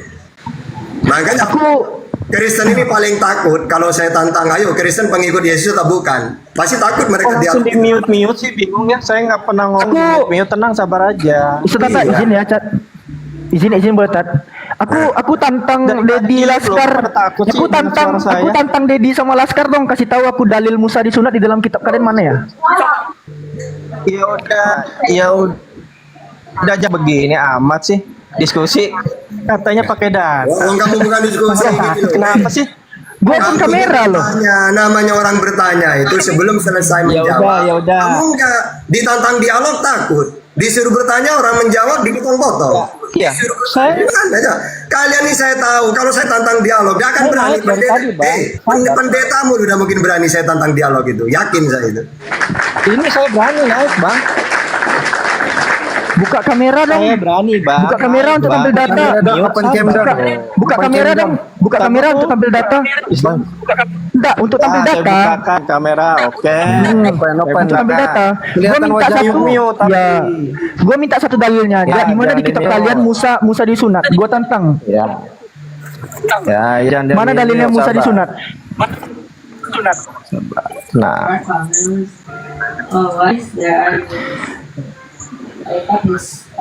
Mirror ya. Mana dalilnya Musa disunat? Milor, nggak apa-apa Milor. Mana kameranya belum Besarin saya, terbuka? Bos. Ini nih besar ya. Dalilnya Musa disunat. Di Tarmiji 1375 mengenai menggauli Nathan. Tarmizi lagi kau bawa, ada gila-gilanya orang ini. Nabi Musa di mana disunat? Ayatnya di mana? Itu dari tadi sunat, kok nanya balik sunat Islam gimana? Ada perintahnya kan? Sudah ditunjukin di dalam milah Ibrahim. Itu milah Ibrahim, bukan tentang sunat. Milah Ibrahim. Milah itu sunat, bodoh, idiot, makhluk pemakan ketombe, Homo sapiens erectus, limbah Dari Yunani. mana Islam? Brit itu ritual, milah itu circumcision, sunat, goblok. Memang roh kudusnya denial memang. Milah itu circumcision. Gitu loh. Makanya kalau lahir itu biasakan jangan kebanyakan minum air ketuban. Pas udah besar jangan kebanyakan minum Coca-Cola. Kalau lu udah gede banyak minum Coca-Cola, isi kepala lu gas semua, begah. Makanya nggak nambah. Ilmu-ilmu baru tuh nggak nambah gitu. Gitu loh. Bang Fandi, aku turun dulu amankan akun, Bang. Sebentar, Bang. Aku amankan akun dulu, Bang. Siap. Ya, sekarang giliran Anda Bang Dedi. Mau ditanya atau bagaimana Bang Dedi? Bang Dedi monitor. Tadi udah terjawab, sekarang giliran Anda ditanya, bisa menjawab nggak? Macet kan? Mereka ini disuruh bertanya aja takut mereka itu, apalagi ditanya. Oke, sekarang Bang Laskar, silakan Bang Laskar. Saya mau bertanya Bang, Nah, silakan Laiku. tapi nggak usah tanya balik Bang ya. Saya ingin bertanya aja. Ya, silakan. Saya baru tahu nih Bang, kenapa Islam itu minum air kencing unta Bang? Oke. Maknanya apa Bang? Maknanya Ya, jadi maksudnya Islam, kenapa Islam? minum air kencing unta. Oke. Jadi gini ya, hadis kencing unta itu gini, bukan umat Islam diperintah, enggak. Umat Islam tetap itu hukumnya najis. Nah, hadis itu gini, ada orang sakit. Ya, ada orang datang dari luar Mekah. Karena cuacanya gak sama, sakit. Akhirnya dia tuh minta curhat ke Rasulullah. Ya Rasulullah, saya sakit. Ya sudah, di sana ada orang mengembala unta. Kamu minta air susunya dengan kencingnya kamu minum. Langsung sembuh. Nah, maka dalam fikih, dalam ajaran Islam, pengobatan itu gitu loh. Bukan untuk disuruh minum semua manusia, boleh enggak. Khusus orang itu. Karena dia sakit. Sudah.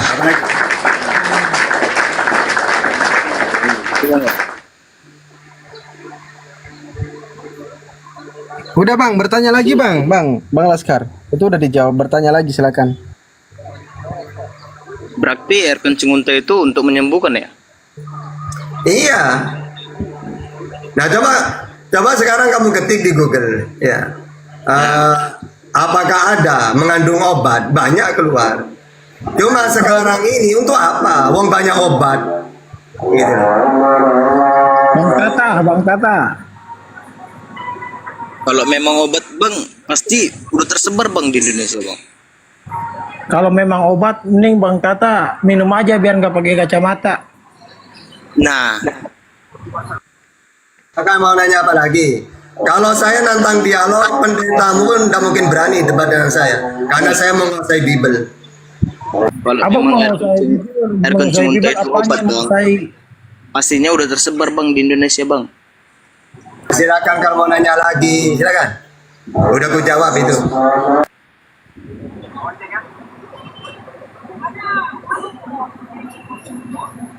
Kalian dikasih bertanya yang aneh-aneh yang kalian tanya.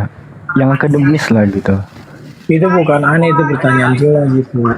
Itu kan pertanyaan Bang, bukan aneh. Oke, bentar Bang Laskar sama Bang Matahari ini udah dengar jawabannya. Coba diulang jawaban Ustaz Tata tadi. Coba kalau kalian memang nyimak, coba diulangi lagi jawabannya. Itu kan di sana kalau memangnya orangnya sakit minum air kencing unta. Air kencing unta, oh iya kencing hewan. Abang kalau jawabannya tadi apa? Anda dengar tidak? Kalau bertanya lagi. Karena kalau saya tantang dialog, jangankan kamu, pendetamu udah mungkin berani. Karena ada pendeta paham Bible itu gak ada di dunia ini. Di sini kan konsepnya kan bertanya Bang. Konsepnya kan bertanya Bang. Iya, silakan Bang, bertanya lagi. Bertanya apa lagi? Coba apa lagi pertanyaan? Jadi kalau orang yang cacat itu Bang, bisa gak pulih kembali seperti normal kita ini? Contohnya tangannya baling gitu, bengkok. Baru adalah nyuruh minum air kencing unta itu, jadi pulih kembali kah Bang? Memang orang Kristen ini se-on ini ya, semua di Indonesia ini. Kau kalau minum ya Bang, katanya obat. Tanya. Kalau obat itu berarti segala obat Bang. Enggak, Bang Laskar, memang orang Kristen memang kayak gini semua ya? Lah, kualitasnya. Kalau Kristen itu Bang, cuman didoain aja Bang. Bang Laskar, saya ulang. Tadi jawaban Ustaz Tata Anda simak enggak? Coba Anda ulangi apa jawaban Ustaz Tata tadi. Iya, aku tahu. Katanya obat bisa menyembuhkan. Pada zaman? Gak tahu aku tuh pada zaman apa itu. Wah, ada orang ini. Makanya disimak Bang, kalau Karena orang saya tanya Bang, berarti kalau obat berarti udah tersebar lah. Anda ini sudah salah Bang, berarti itu sudah salah, sudah keliru. Makanya dengarkan kalau dijelaskan. Apa sih? Kenapa teman-teman Kristen kayak gini semua ini? Nggak ada yang berkualitas teman-teman Kristen ini, bertanya aja salah. Bertanya salah Bang. Tadi dijawab apa coba? Yang Anda tangkap? Kan bisa menyembuhi dari penyakit katanya. Ya, penyakit apa katanya? Aku ngambil dari situnya aja Bang. Ya, Penyakit apa yang Anda dengarkan apa coba? Ini nggak dengar jawaban, terus dia kasih kesimpulan. Memang gini di gereja diajarkan sama pendeta, harus on begitu. Begitu diajarkan pendeta di gereja. Hah? Pandai-pandaian kalian ini. Bertanya lagi bang, silakan bertanya lagi. Jangan bikin malu Kristen lah. Ini bang, Ya silakan. Kita hargai loh kalian. aku salah bang ya, diperjelaskan bang ya. Itu katanya nyembah batu bang. Batu apa itu yang disembah bang? Ya mana ayatnya bang? Silakan ditunjukin. Mana? Siapa yang sembah batu? Siapa itu yang sembah Lihat batu? di room itu Mana? bang. Kenapa Islam itu menyembah batu yang ada di Arab itu? Ayatnya mana bang? Harus bayar sekian-sekian, ngelilingi gitu. Oh, kalau yang bayar itu ada nih bang, aku tunjukin. Dia cium batu terus dia bayar. Ada, aku tunjukin kau. Oh, begitu ya. Berarti berarti masuk surga mesti main bayar bang ya? Nah, ini bahaya ini kalau keimanan teman-teman Kristen ini dilihatin. Izin catatan ya, karena kayaknya ini harus kami yang tangani. Orang-orang kayak gini ini harus kami yang tangani. Nggak boleh. Ya, aku tunjukin ya. Ini bang, mohon maaf ya. Nih. Ini yang dimaksud. Cium kasih uang. Lah, kok jadi Cium. kok jadi Tunggu tunjukin kau, jangan panik kau. Cium kaki kasih uang, crot. Lagi, cium kaki lagi, kasih uang lagi, crot. Belum puas, ku tunjukin kau lagi. Saya Cium nanya, kaki Bang, bayar. kalau memang ajaran kalian itu benar bang, saya Cium kaki. Ini penyembah patung ini yang punya nonot baru bayar, cium bayar. Semua kau datang besok. Itu catatan pun ketawa. Udah ya. Islam Bang Laskar belajar lagi ya. Bang Laskar belajar lagi. Oke, Bang Dede. Dede Supriyatna, Kristen atau Muslim? Silakan dibuka mikrofon. Turun. Bang Hisar, monitor Bang Hisar. Silakan teman-teman Kristen yang mau naik kirim permintaan. Ini teman-teman Kristen ini siapa yang ajar kalian sampai kayak gini? La ilaha illallah. Muhammad Rasulullah. Halo, assalamualaikum Pak Ustadz. Iya, Kristen Muslim Bang Wan. Saya Islam. Oke, waalaikumsalam warahmatullahi wabarakatuh. Izin teman-teman Muslim standby dulu ya di bawah ya. Kita kasih kesempatan teman-teman Kristen untuk naik. Yang Kristen. Kalau Islam, kalau bisa standby dulu di bawah. Kasih kesempatan para penyembah manusia ini naik. Bang, kalau nanya batu hitam, gak apa-apa bang. Aku punya data dari Yahudi soal Yesus nyembah batu. Oke, aman.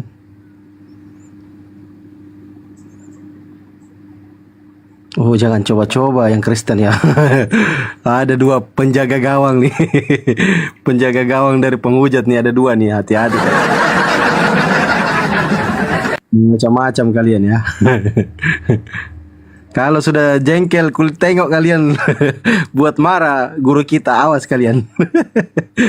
Kugas kalian. Silakan teman-teman Kristen ya. Oke, silakan batu penjuru Yesus. Silakan. Kristen Muslim bang. Batu penjuru. Bang batu penjuru. Bang batu. Penghujat juga kayaknya ini. Silakan teman-teman Kristen naik ya. Mumpung azan nih, Alfi bentar lagi mute dulu. Kan kalau kita lihat di data Yahudi, Sotah 47a, ini nomor ke-14 ya teman-teman ya. Suatu hari Rabi Yesua ben Perahnya sedang membaca Shema ketika Yesus datang dan menghadapnya. Ia bermaksud untuk menerima pada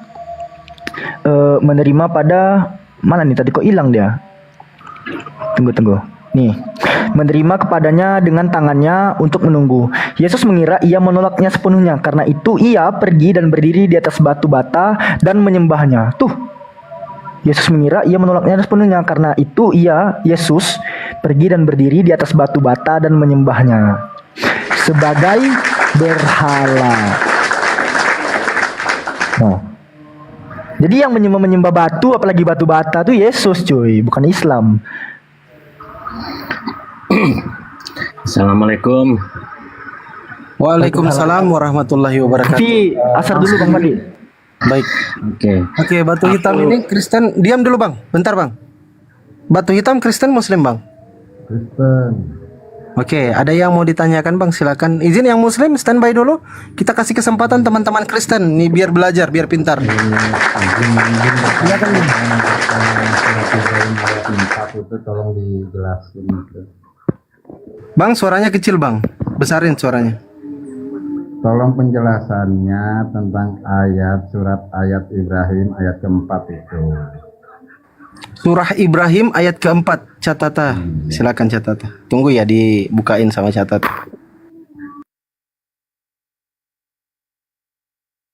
Bang Batu jangan keluar dari aplikasi ya Bang ya.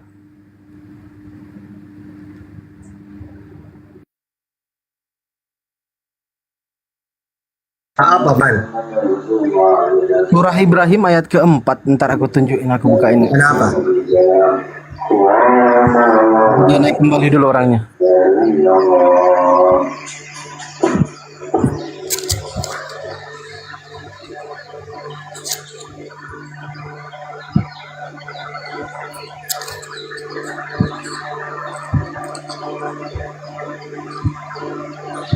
Ya, silakan teman-teman Kristen yang masih standby di bawah yang mau naik bertanya boleh. Nanti pasti hubungannya dengan Tesalonika itu. Siap.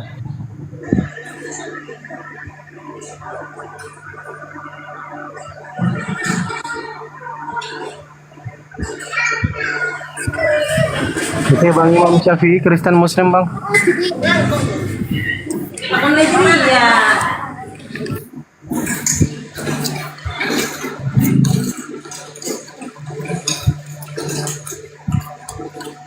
Terus apa Bang? Yang mana tadi?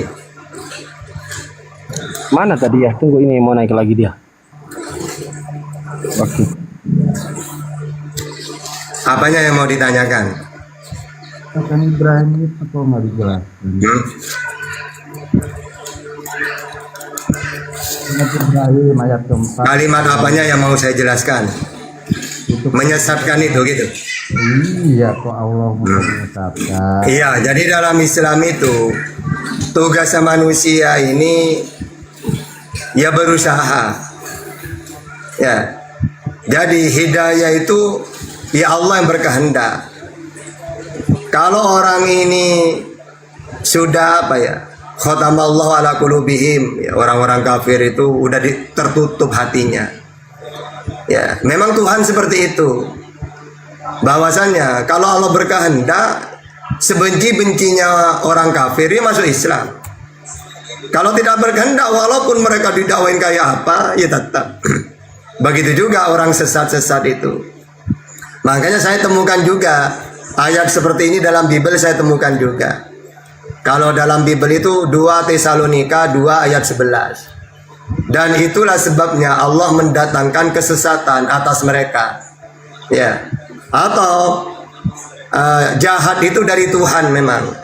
1 Samuel 19 ayat 9. Tetapi roh jahat yang daripada Tuhan, kayak gitu ya.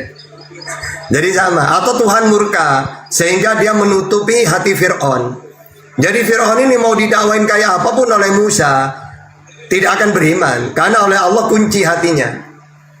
Ya, itu banyak dalam Bible itu. Ya, Allah mengeraskan Fir'aun di dalam Keluaran 7 ayat 3. Ya sama seperti Ibrahim ayat 4 itu. Gitu. Terus silakan apa lagi?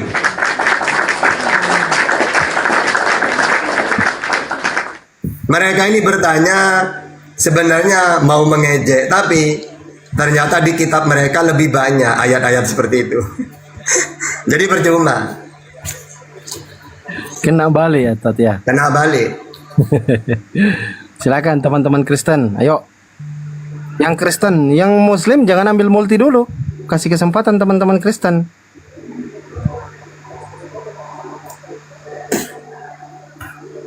Silakan teman-teman Kristen. Yang Muslim standby ya. Nyimak di bawah. Kasih kesempatan teman-teman kita Kristen. Biar mereka bisa tercerdaskan. Gak usah nanya curhat. Mau curhat apa kesana kemarin gak usah. Sini aja ya. Minta maju di bawah teman-teman. Gak usah curhat-curhat. Kita nanti terlalu banyak buang waktu. Kasih kesempatan teman-teman Kristen aja untuk naik.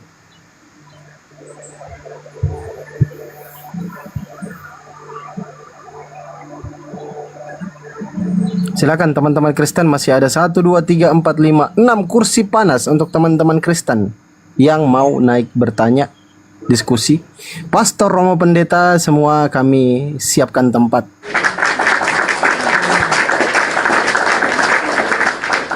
Yang kawan-kawan Muslim standby di bawah ya. Kasih kesempatan teman-teman Kristen.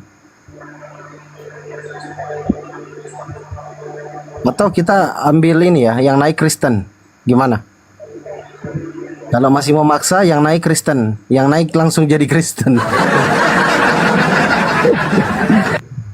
Standby teman-teman Muslim. Silakan kasih kesempatan teman-teman Kristen biar bisa belajar. Kalau kirim permintaan tertekan naik, jadi Kristen kalian nanti. Hati-hati. Itu Bang Jibril punya. Langsung tak syahadatin turun lagi. Nah, gimana Bang? Kristen apa Muslim? Muslim. Oke. Asyhadu.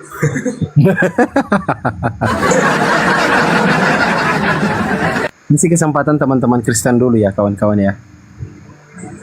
Izin akin ukhti, saudara-saudara saya, abang-abang saya, adik-adik saya, kasih kesempatan teman-teman Kristen biar bisa tercerahkan mereka. Gitu ya teman-teman ya. Ini ada pertanyaan juga dari kawan Muslim di bawah catatan. Ustadz tolong pencerahannya tentang surah dan tafsiran An-Naba ayat 33. Surah An-Naba ayat 33. Sembari menunggu Oten kan. Seperti biasa kita. Ada kawan-kawan Muslim bertanya di bawah. An-Naba 33. Silakan teman-teman. Bisa tampilkan ya? Oke, bentar catatan. Aku besarin. Ayat berapa? 33. Surah An-Naba ayat 33. Itu sumbernya. Ibaratkan gini, kita melihat sumur ada airnya. Apakah di situ air? Enggak ada sumbernya. Begitu juga ya. Gini. Maksudnya itu umur. Jadi di surga itu tidak ada orang tua, gak ada. Semuanya itu sebaya, ya. 33 atau 30. Ya. Oh iya, berbicara tentang di surga nanti ya, catatan ya. Itu masalah umur. Jadi bidadari itu tidak ada yang tua keriput-keriput, gak ada.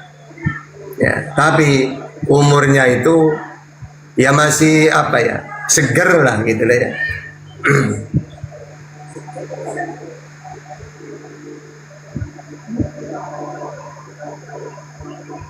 Karena ini bicara tentang masalah bidadari.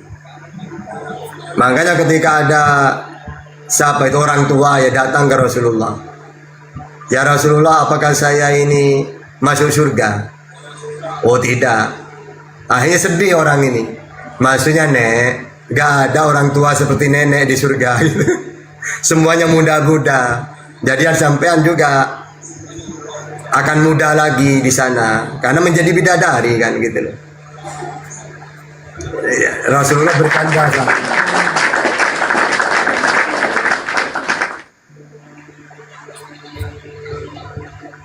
Oke, ini kebetulan ada teman Kristen Jacques. Mana si Alfi? Halo. Ya, selamat sore brotherku Jacques. Selamat sore, ya. Salam kenal Bang Masan ya, salam toleransi. Ya, Silakan Bang. salam toleransi. Saya ingin bertanya sedikit ya. Silakan Bang. Kalau dikatakan bahwa Islam itu datang untuk menyempurnakan ajaran terdahulu, yang saya ingin tanyakan mengapa koreksi terhadap kekristenan itu nanti muncul di abad ke-6, abad ke-7 begitu. Mengapa tidak dibuat Tuhan mengutus nabi untuk mengoreksi itu langsung segera sesudah periode Isa, supaya memang tidak terjadi yang namanya penyalahgunaan konsep begitu oleh Paulus seperti itu. Itu pertanyaan saya yang pertama. Oke, jadi para nabi itu memang seperti itu. Kecuali Nabi Israel itu kan jaraknya agak dempet-dempet. Karena memang Abraham punya 2 putra, Ismail dan Ishak. Dari Ishak ini turun-temurun jadi nabi, jadi dekat-dekat. Nah, kalau di luar Israel enggak. Contohnya Nabi Adam kan Nuh itu 1000 tahun itu. Ya. Atau dari Nabi Isa ke Nabi Muhammad. Karena memang sudah ditentukan keturunannya. Ya. Jadi kapan Allah mengutus Nabi Muhammad ini setelah nabi-nabi Israel selesai. Nanti ada dari keturunannya. Karena sudah dari Muhammad bin Abdullah bin Muttalib Hasim bin Manaq Qusay bin Kilab Muraka Ablu Aigoli Fihr Malikin Anak Huzaimah Mudrika Ilyas Mutan Ijar Ma'at Adnan Hud Mukawim terus Tari Naruh terus Ismail bin Ibrahim. Jadi sudah ditentukan keturunan itu. Baik, saya tidak menanyakan soal keturunan, tetapi mengapa? Masalahnya kenapa kan tetap saja Allah meluruskan kan? Terus masa cuma jarak doang yang dipermasalahkan. Tapi mengapa Tuhan merencanakan perbaikannya itu 6 abad sesudahnya? Itu kan fatal jadinya. Tidak masalah, yang penting sudah diluruskan. Tapi kan kita bisa memprotes bahwa Allah adalah perencana yang enggak gini loh Bang, gini loh ya. Baik. Sekarang gini. Walaupun jaraknya dekat dengan jauh, apa bedanya? Yesus dengan nabi sebelum Yesus jaraknya dekat. Apakah dengan dekat itu Yesus diterima? Enggak, malah mau dibunuh oleh umatnya. Tapi kan efeknya kekristenan itu bisa mengisolir keyahudian. Nah sekarang cuma saya mau nanya, Yesus dengan nabi-nabi sebelumnya dekat banget. Tapi apa efeknya? Apakah diterima Yesus? Tidak diterima, tapi secara secara efek. Nah efeknya, makanya saya nanya efeknya. Kan kamu pinginnya gini, kenapa jaraknya jauh? Mampu untuk mengisolasi keyahudian. Tunggu gini. Kamu kan bicara efek. Kenapa efeknya terlalu jauh? Pertanyaannya kalau dekat, apa masalahnya? Nyatanya Yesus dekat dengan nabi-nabi sebelumnya. Apakah Yesus diterima? Tidak. Lalu jangan bicara efek. Buktinya Yesus dekat juga ditolak, bahkan mau dibunuh. Nabi Muhammad walaupun jaraknya jauh, diterima oleh umatnya. Ayo.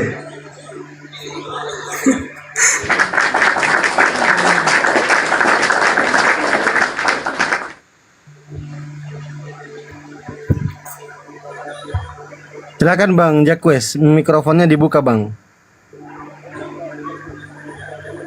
Bang Jacques, silakan Bang Jadi Jacques. ayo pakai logika juga, jangan cuma menuduh, tapi buktinya ini loh. Kalau cuma karena terlalu jauh Tata, terus kenapa? Ya efeknya itu loh. Yesus aja dekat, efeknya tetap parah, tambah parah malah. Gitu. Bang Mason, mute-nya dibuka Bang. Mikrofonnya, suaranya gak kedengaran itu kalau ngomong. Silakan Bang Mason. Nanti lu kemana Alfi itu? Halo. Silakan. Nah, gini. Yesus itu memang ditolak oleh sebagian Yahudi, tetapi juga diterima oleh sebagian Yahudi. Efeknya adalah kekristenan mampu mengisolasi keyahudian menjadi sebuah sekte kecil saja. Sementara Islam mengkoreksi kekristenan 1400 tahun perjumpaan, ini rencana yang gagal, tidak berhasil mengisolasi kekristenan sebagai... Bang, gini bang. Ya. Nabi berhasil atau tidaknya itu keajaran inti. Ajaran inti itu apa? Mengenal Allah. Kalau Musa Ulangan 6 ayat 4, Yesus Markus 12:29 hukum yang terutama. Ya. Nah, kalau Kristen ini bukan pengikut Yesus. Gak ada pengikut Yesus itu, gagal dia. Coba sekarang gini, Kristen ini mentuhankan Yesus apa tidak? Menuhankan Iya. Yesus, ya, betul. Oke, sekarang Tuhan yang benar menurut Yesus apa hukum yang terutama? Siapa? Kasihlah Tuhan Allahmu dengan segenap hatimu, dengan segenap jiwamu. Ya, siapa Tuhan itu menurut Yesus? Ya Bapa. Oke, ya Kristen mentuhankan siapa? Allah Bapa, Allah Putra, Allah Roh Kudus. Di mana datanya? Dengar Israel. Tuhan itu Bapa, Anak, Roh Kudus itu di mana datanya? Kok beda ya? Kalau kamu menggunakan bahwa ajaran Yesus itu adalah keliru, ajaran Yesus itu menuhankan Bapa, masalahnya dalam Islam apakah Allah itu dipanggil sebagai Bapa? Ya enggak. Gini loh. Musa memperkenalkan Tuhan Allah kan? Yesus Allah juga kan? Yes. Nah, Nabi Muhammad Allah juga Allah. Kalau Kristen siapa Tuhannya? Tritunggal, Bapa, Putra, dan Roh Kudus. Nah beda kan? Padahal kata Yesus Tuhan satu-satunya Allah Bapa. Beda. Kristen ini pengikut siapa Kristen ini? Kami pengikut Yesus. Di mana datanya? Dengar Israel, Tuhan Allah kita, Bapa, Anak, Roh Kudus. Di mana datanya? Lah, kalau Bapa, Putra, dan Roh Kudus itu kan bukan soal berapa Allah, tetapi bagaimana Allah. Oke, coba sekarang. Yang masuk surga kekal di surga itu mengakui Yesus sebagai Tuhan atau sebagai utusan? Mengaku Yesus sebagai Tuhan, utusan juga bisa. Di mana datanya? Coba, inilah hidup yang kekal, mereka mentuhankan aku dan Bapa, gitu. Coba mana datanya? Coba diulang bagaimana? Ada nggak? Inilah hidup yang kekal, mereka mentuhankan aku dan Bapa. Ada nggak data kayak gitu? Memangnya harus seperti itu supaya bisa dikatakan bahwa Yesus menganggap diri Kalau sebagai Tuhan? saya gini, kalau saya harus data, Yesus, bagaimana caranya hidup yang kekal? Harus mentuhankan Allah Bapa dan aku sebagai utusan untuk Israel. Yohanes 17:3, Yohanes Iya, 5:24, Matius 19:16. Itu ada Tetapi datanya. Yesus utusan sebagai- bukan dalam konteks sebagai nabi saja, bukan. Ya udah pakai data. Hidup yang kekal harus mentuhankan Yesus. Di mana data? Sebagai contoh, kamu bisa mengambil Nggak contoh usah, dari tidak ada, perumpamaan, pakai data, perumpamaan pakai data. Enggak. Yesus di kebun anggur. Pakai data langsung. Hidup yang kekal mentuhankan Yesus ada nggak? Hah? Ada nggak hidup yang kekal mentuhankan Yesus? Ada. Contohnya begini. Nggak usah Ketika contoh, Yesus contoh, mengatakan data, bahwa data dulu, data aku dulu. berasal dari atas dan Saya kamu dan berasal hanya dari berasal. bawah. Kalau cuma berasal, mereka juga berasal dari Bapa. Baca 1 Yohanes 4 ayat 4. Kamu berasal dari Allah, anak-anakku. Mereka juga berasal dari Allah. Ayo, apa lagi? De Alfi. Habis ini ganti dulu saya mau sholat ya. Hadir Ustaz. Siap. Jadi kalian ini ngomong apapun, datanya ada di umat Islam. Percuma kalian dialog itu. Tidak punya data.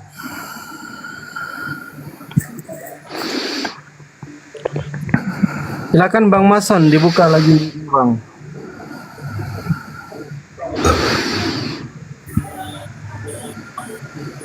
Halo? Ya, silakan Bang. Jawaban pertanyaan saya tadi tidak terjawab ya. Secara Pertanyaan apa? ini memberikan kesan bahwa Tuhan adalah Allah Subhanahu wa taala itu adalah perencana yang buruk. Karena bermaksud untuk mengoreksi kekristenan tetapi rencananya gagal. Bro, Yesus gagal apa enggak Yesus? Yesus berhasil dong. Ya coba sekarang. 2000 tahun. Sekarang 2000 tahun.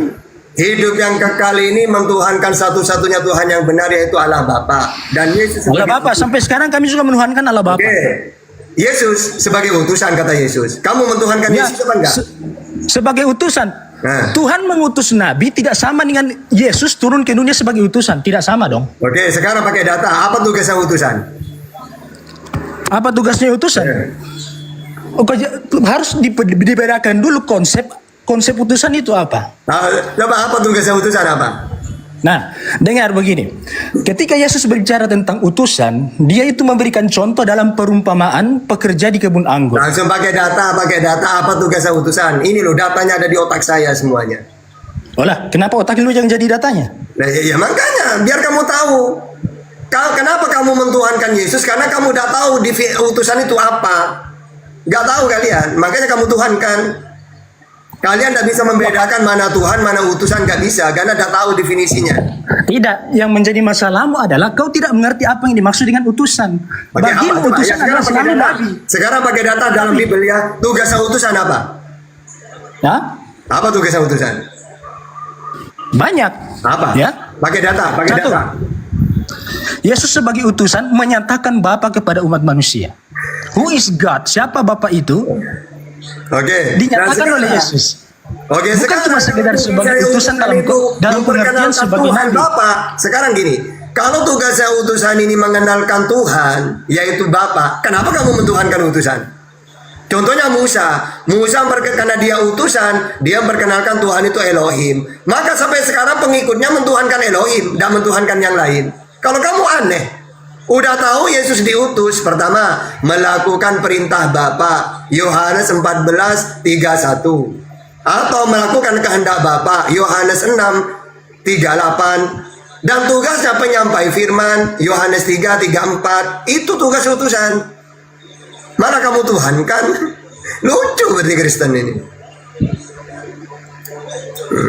Nah, kalau Tuhan wujud tertinggi, kedua pencipta, ketiga disembah. Nah, kata Yesus wujud tertinggi Allah Bapa. Mana datanya? Yohanes 13:16. Bapa lebih tinggi. Yohanes 14:28. Bapa lebih besar daripada aku. Berarti yang Tuhan ini Allah Bapa, wujud tertinggi Bapa. Yang kedua, Tuhan itu disembah. Yesus menyembah. Yesus menyembah Tuhan yang dia kenal. Yohanes 4:22. Ya, gitu. Pemahamannya tidak Kalau seperti kalian enggak, itu. orang punya Tuhan. Dengarkan saya. Yesus Pakai data, menjadi pakai data. utusan, Yesus menjadi utusan tidak sama dengan Nabi menjadi utusan. Yesus kan ngaku nabi. Markus 6 ayat 4, nabi dia. Ya dia bisa dianggap sebagai nabi tapi tidak seperti nabi-nabi lainnya dong. Oke, pakai data. Di mana Yesus ngaku nabi coba? Di mana datanya? Hah? Di mana datanya Yesus nabi? Nah, Yesus sendiri mengatakan seorang nabi tidak diterima Ya, di di mana tempat datanya? itu. Berarti dia mengklaim Di mana diri datanya? sebagai nabi. Datanya di mana? Tunggu, saya cari. Nah, udah usah Markus 6 ayat 4.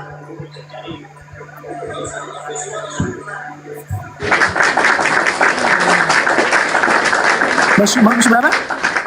Markus 6:4. Di sini Bang Jakwes nggak usah ambil Bible, sama Ustadz Tata aja tanya. Ada di kepala beliau Bible. Bukan dari kepala, karena dia sering mendiskusikannya, jadi dia pasti selalu ingat. Itu bukan sesuatu yang spesial ya. Iya ya. Maka Yesus berkata kepada mereka, seorang nabi dihormati di mana-mana kecuali tempat asalnya sendiri, di antara keluarganya di dalam rumahnya. Tidak masalah. Apa yang menjadi Ya keberatan? sudah, kenapa kamu tuhankan nabi? Karena Yesus sebagai nabi tidak sama dengan Musa sebagai nabi. Tidak samanya. Oh, tidak sama gimana? Om sama-sama penyampai firman, sama-sama melakukan kehendak Bapa, sama-sama melakukan perintah Bapa. Apanya enggak sama? Ya tidak sama dong. Saya mau saya kasih dalilnya ya. Kalau Musa berhasil menyelamatkan Israel dari Fir'aun, Yesus dibunuh oleh Romawi. Nah, Musa berhasil mengajak Israel mentuhankan Elohim. Yesus malah dia memperkenalkan Tuhan Elohim, dia yang dituhankan. Yesus gagal 2 kali. Kalau Musa berhasil dua-duanya. Pertama, menyelamatkan Israel dari Fir'aun. Fir'aunnya yang dibunuh oleh Musa. Kita kan tidak sedang membicarakan soal keberhasilan nabi yang satu dengan yang lain. Kita bicara soal apa artinya, apa yang dimaksud dengan utusan di sini. Oke, coba pakai data. Apa itu utusan?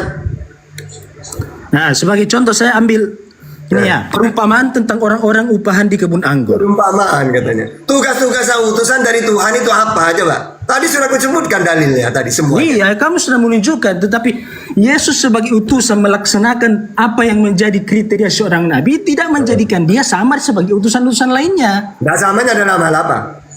Ya, contohnya Yesus mengidentikan dirinya sebagai dalam perumpamaan tentang kebun anggur, dia sebagai pemilik kebun anggur tidak sama dengan pekerja-pekerja yang diutus. Aduh, kebun anggur, semangka. Lah kok bicara semangka? Gak nyambung. Kalau kamu bicara utusan, seharusnya kamu pakai data apa saja tugas utusan itu.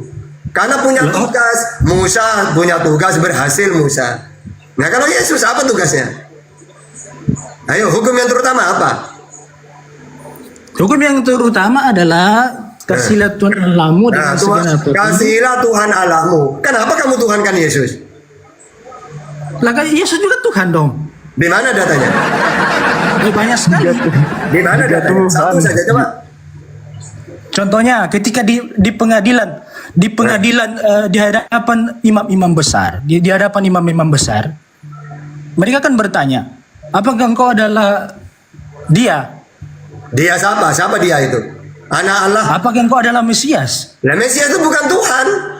Lah konsep Yahudi tentang Mesias itu ada dua, Bung. Satu. Jangan, Alfi, jelasin deh, jelasin Mesias itu deh. Kita harus bedain dulu Mesias sama Mosia itu beda. Mesias itu rabi atau kohen yang diurapi, sementara Mosia itu baru akar katanya Yasya, artinya juru selamat. Sementara Yesus itu gelarnya kan Hamasyah, akar katanya Masaha, artinya yang diurapi, Bang. Nah, di dalam konsep Judaism, Mesias itu kan turun dari Mesia ben David. Yang satu dia itu imam, satu lagi dia itu nabi. Gitu loh, Bang. Jadi menurut Anda dalam konsep mesianik Yahudi itu semua yang menjadi Mesias itu pasti manusia saja. Yahudi mesianik tidak menuhankan Mesias, Bang. Mesias itu juru selamat bagi mereka. Namun mereka tidak menuhankan Mesias. Mereka hanya menerima Yesus sebagai Mesias, juru selamat mereka, tapi mereka tidak menuhankan Yesus, Bang. Mesias dalam arti apa? Dalam arti pembebas politis begitu. Karena coba gini, tadi saya sempat mendengar abang bilang tadi Yesus itu tidak sama seperti Musa dalam nabi-nabi lainnya, utusannya. ya betul. Jadi Nabi nggak itu bisa adalah manusia yang diutus oleh Tuhan, sementara Yesus adalah pribadi kedua Tritunggal yang diutus turun ke dunia. Dua-duanya menggunakan kata utusan, tetapi dalam beda sense. Ya, kalau tidak sama seperti Musa, Ulangan 18:18 jangan diklaim itu nubuatan Yesus untuk sekarang dan seterusnya. Karena Ulangan 18:18, seorang nabi akan kubangkitkan bagi mereka di antara saudara mereka seperti engkau ini merujuk kepada Musa. Ini seringkali diklaim kekristenan ini nubuatan Yesus. Ya, kalau dikatakan nubuatan Yesus, tetapi tipologi yang ada dalam perjanjian lama tidak harus dijadikan persis identik kriterianya dengan yang terjadi di dalam perjanjian baru. Di sini ya. Mohon maaf nih, aku bukan so tahu tentang kitab kalian. Kalau Ulangan 18:18 ini diklaim tentang nubuatan Yesus, sekarang perhatikan kalimatnya. Seorang nabi akan kubangkitkan bagi mereka di antara saudara mereka seperti engkau ini. Titik dua titik koma di sini kan? Ya, betul. Aku akan menaruh firmanku dalam mulutnya dan ia akan mengatakan kepada mereka segala yang kuperintahkan kepadanya. Firman ini perkataan, betul? Betul.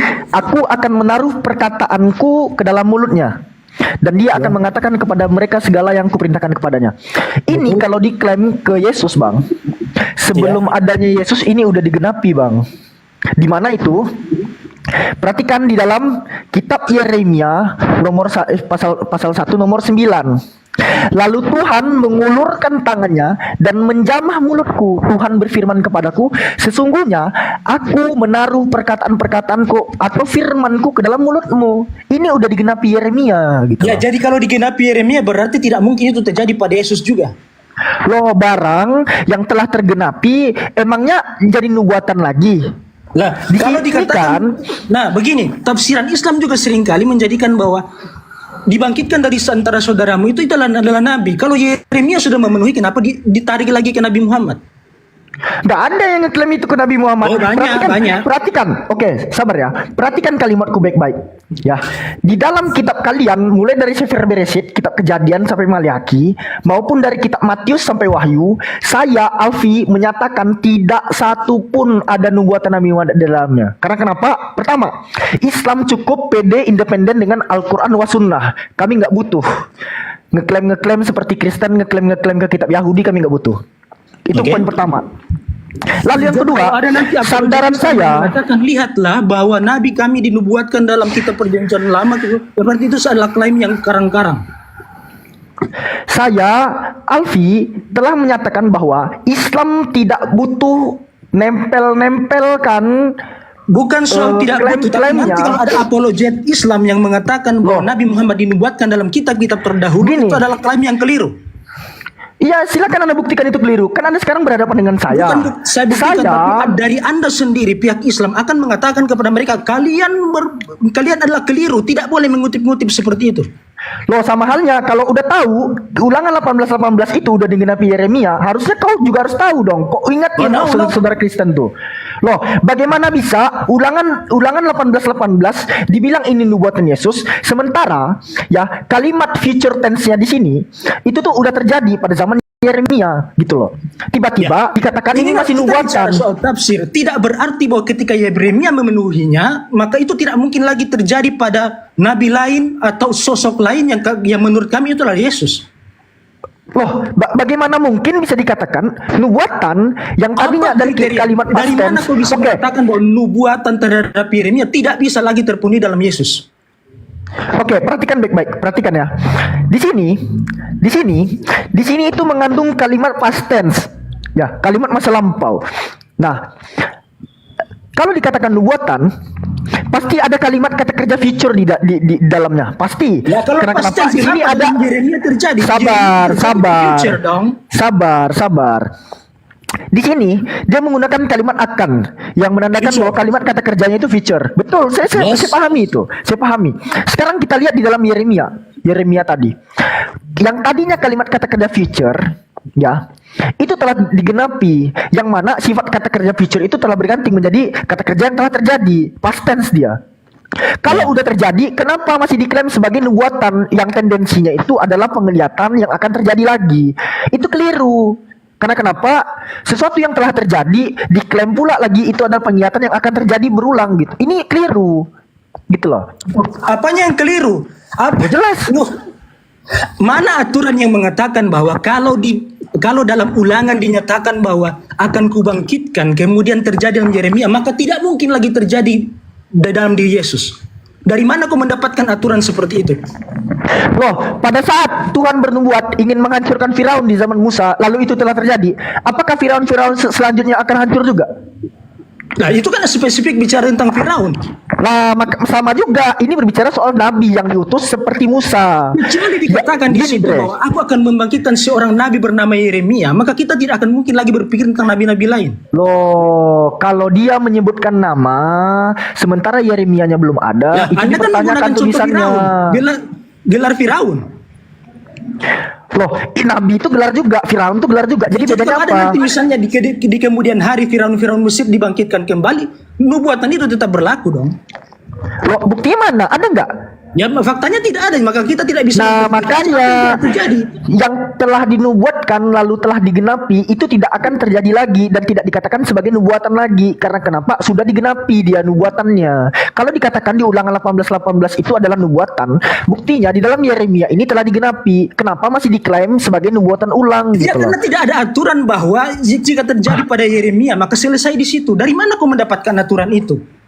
Apakah engkau ada dalam pikiran Allah bahwa ketika saya menubuatkan tentang ini terjadi pada Yeremia, maka nabi-nabi lain tidak bisa memenuhi nubuatan itu? Oh, kalau dikatakan di Ulangan 18:18 sama seperti engkau, ya, Semua seperti nabi, engkau. apalagi semua nabi itu pada prinsipnya adalah orang-orang yang pada mulutnya ditaruh perkataan-perkataan Allah. Mana ada nabi yang berbicara dari mulutnya sendiri? Oke, coba aku pengen tahu yang dimaksud dengan seperti engkau ini Musa. Musa itu pernah membunuh. Yesus kapan membunuh? Musa itu menikah. Loh, nah, kau bandingkan antara Yeremia dengan Musa, itu juga tidak nyambung kalau kau mencari sama-sama nabi. Sama-sama nabi. Jadi bedanya apa? Ya, Musa menikah, Yeremia menikah.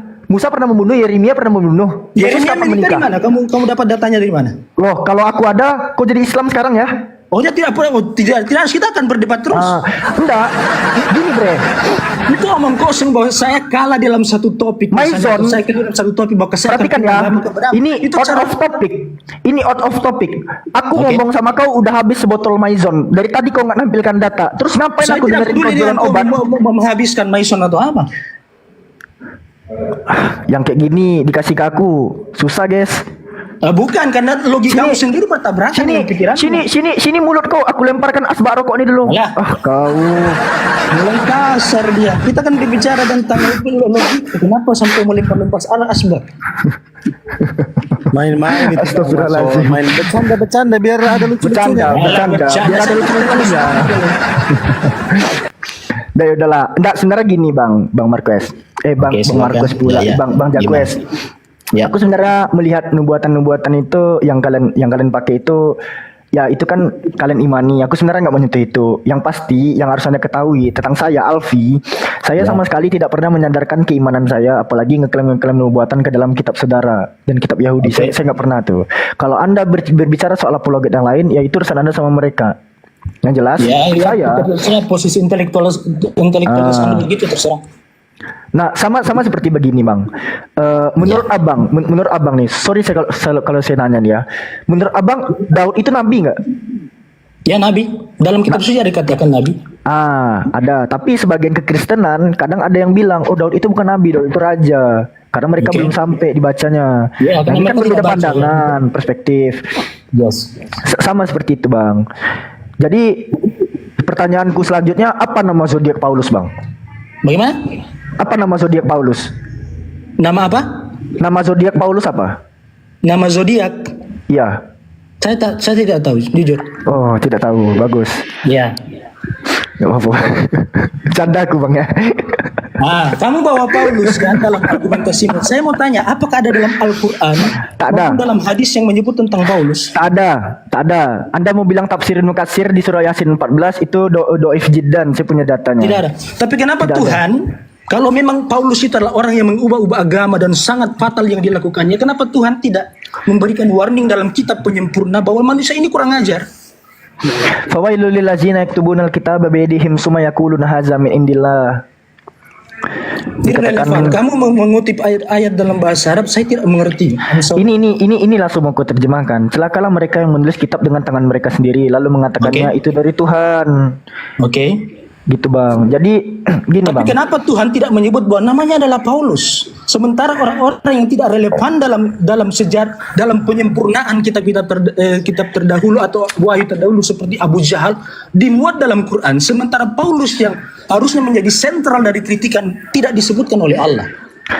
Bang, Paulus tidak seistimewa itu untuk dimention oleh Al-Quran. Itu pertama, Bang. Paulus adalah menjadi argumentasi dari Zuma, dari Uniripa, siapapun apologet Kristen yang menyebut bahwa ini semua kalian ditipu oleh Paulus.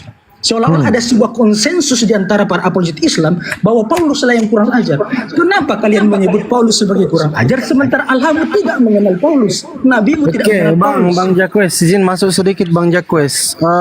Silakan. Yang ditulis Paulus ini firman Tuhan bukan, Bang? Ya? Iya, menurut Anda yang ditulis Paulus di dalam kitab Anda ini, Filipi, Korintus, Galatia, Efesus, Kaliki, Kaluku ini firman Tuhan bukan? Kami mengakui bahwa itu firman Tuhan, tapi bagaimana itu menjadi firman Tuhan? Pandangan yang berbeda. Bagaimana kalau ada dalil yang Paulus berkata sendiri bahwa yang dia tulis itu bukan firman Tuhan? Itu bagaimana kalau kayak gitu? Bahwa bukan firman Tuhan? Ya, karena konsepnya berbeda. Bagi kami, Tuhan tidak mendikte kata per kata. Tidak mendikte kata per kata, tapi bisa melalui tulisan manusia yang diinspirasi oleh Roh Kudus. Ya, kalau Paulus bilang, Bang, misalkan, Kristen, aku menulis bukan berdasarkan firman Tuhan. Kayak mana kalau begitu, Bang? Aku menulis bukan berdasarkan firman Tuhan. Apa yang aku katakan di dalam 2 Korintus 11:17? Apa yang aku katakan? Aku mengatakannya bukan sebagai seorang yang berkata menurut firman Tuhan. Ya, tidak seperti wahyu yang diturut, tidak seperti wahyu-wahyu lain yang didiktekan oleh Tuhan, yang disampaikan oleh Tuhan kepada Nabi. Berarti dia ngarang. Tapi karena kamu ini bisa terjadi karena konsep, kamu menggunakan konsep Islam bahwa lanjut Tuhan yang ngarang. Paul ngarang. Tapi kan Paulus itu nabi, Bang. Bagaimana? Paulus itu nabi, Bang. Nabi? Paulus itu nabi. Ya. Ya, kalau dia tidak mendapatkan nabi, ilham berarti dia tidak bisa bertindak dari diri sendiri dan tindakannya itu diinspirasi oleh Tuhan.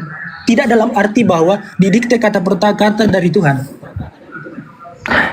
Loh, dia pun banyak juga ngutip-ngutip tulisan pagan buktinya, Bang. Ya kita kan bicara, kalau bicara tentang tulisan-tulisan pagan bagi orang Kristen pun, dalam kritik-kritik awal Kristenan terhadap Islam, itu kami juga menuduh kalian bahwa kalian mengutip kitab-kitab apokrif.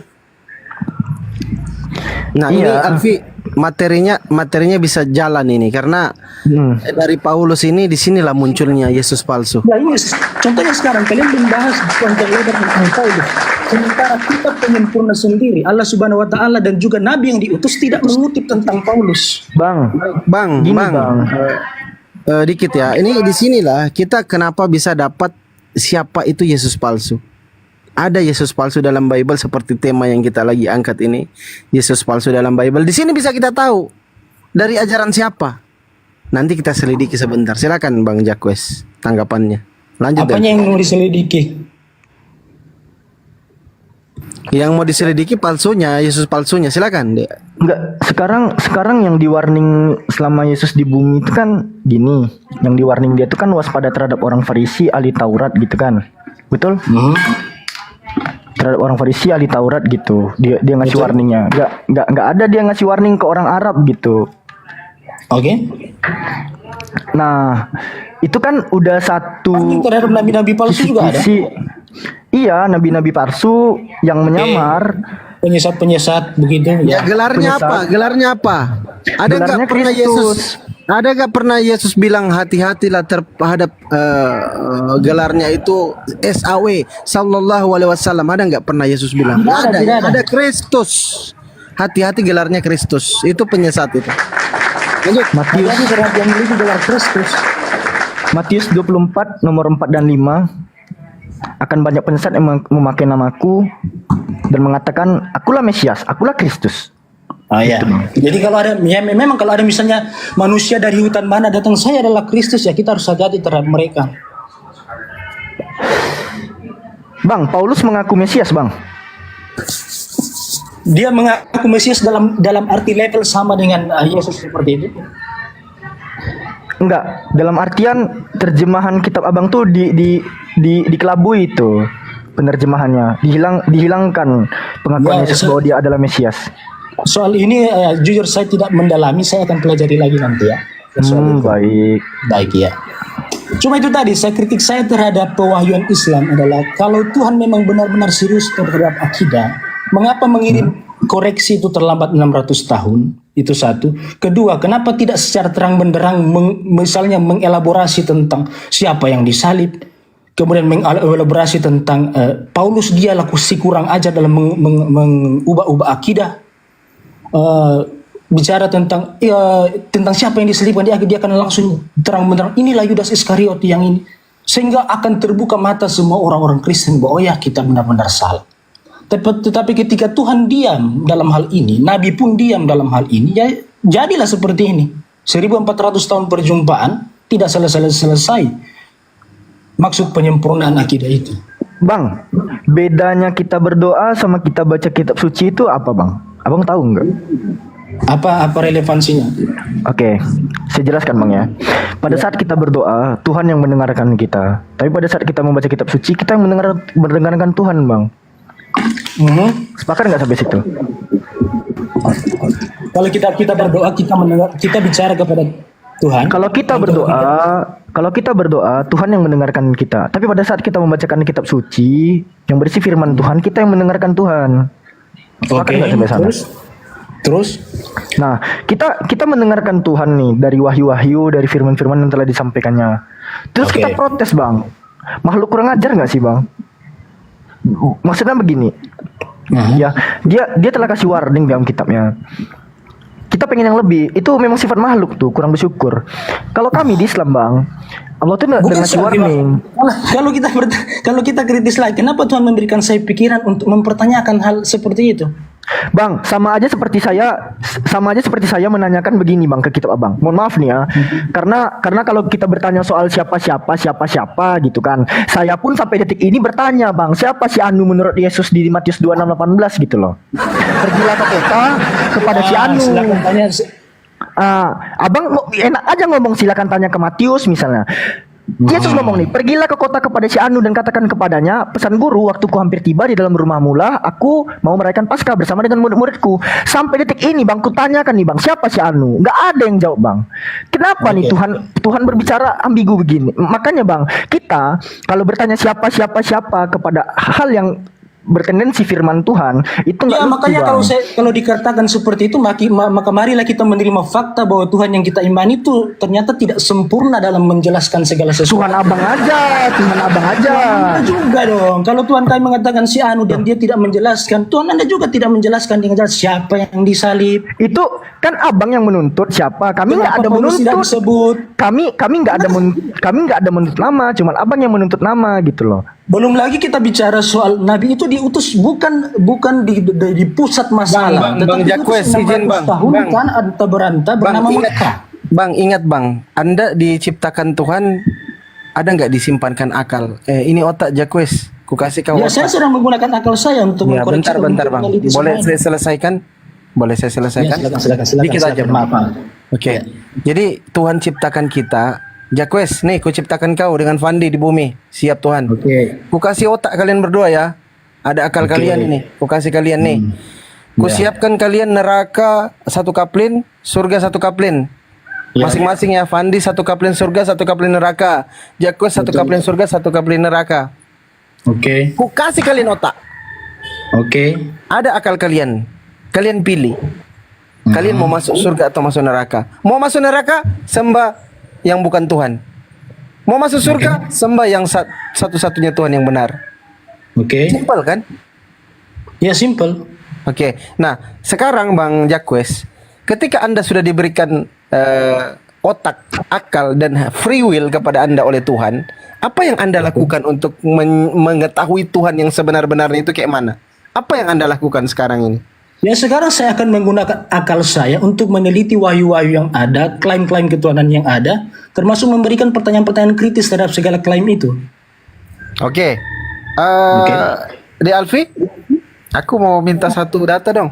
Boleh. Di mana itu? Nah, seperti tadi yang ditunjukkan sama De Alfi ya, si Anu ini. Kalau berbicara taruhlah Al-Qur'an ya, di dalam surah An-Nisa itu ada penjelasannya bahwa Nabi Isa itu tidak mati terbunuh, Nabi Isa tidak mati tersalib.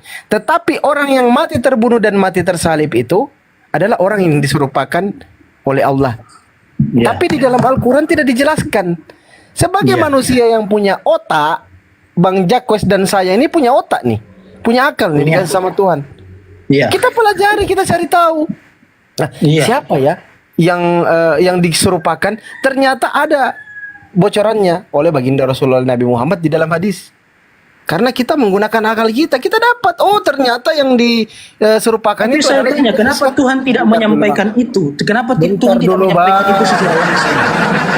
Apa yang mau disampaikan kepada Tuhan? Anda ini siapa? Karena ini adalah unsur yang sangat krusial untuk mengkritik kekristenan. Kalau Islam bisa menyebut nama siapa, maka selesailah sejarah Di dalam hadis penjelasan baginda Rasulullah Nabi Muhammad itu adalah Kenapa harus dijelaskan lagi dalam hadis kalau Allah sendiri bisa mengkoreksi itu sendiri? Di dalam Al-Quran itu bukan berbicara, itu bukan kitab sejarah Bang, itu kitab hukum-hukum syariat. Apa yang diperintahkan oleh Allah untuk jangan dilakukan, tidak boleh, ini berdosa. Lalu itu kenapa berdosa. Tuhan sampai harus perlu menulis tentang si Abu Jahal dalam kitab? Bentar dulu Abang, itu untuk pelajaran Bang, untuk pembelajaran kepada manusia. Dengarkan dulu baik-baik Bang. Katakan saja bahwa Abang jangan keluar dulu, jangan keluar. Anda ini lagi mengkritik Tuhan, jangan dulu keluar, bentar. Nanti kita masuk ke situ Bang. Pelan-pelan aja dulu. Biar Anda paham.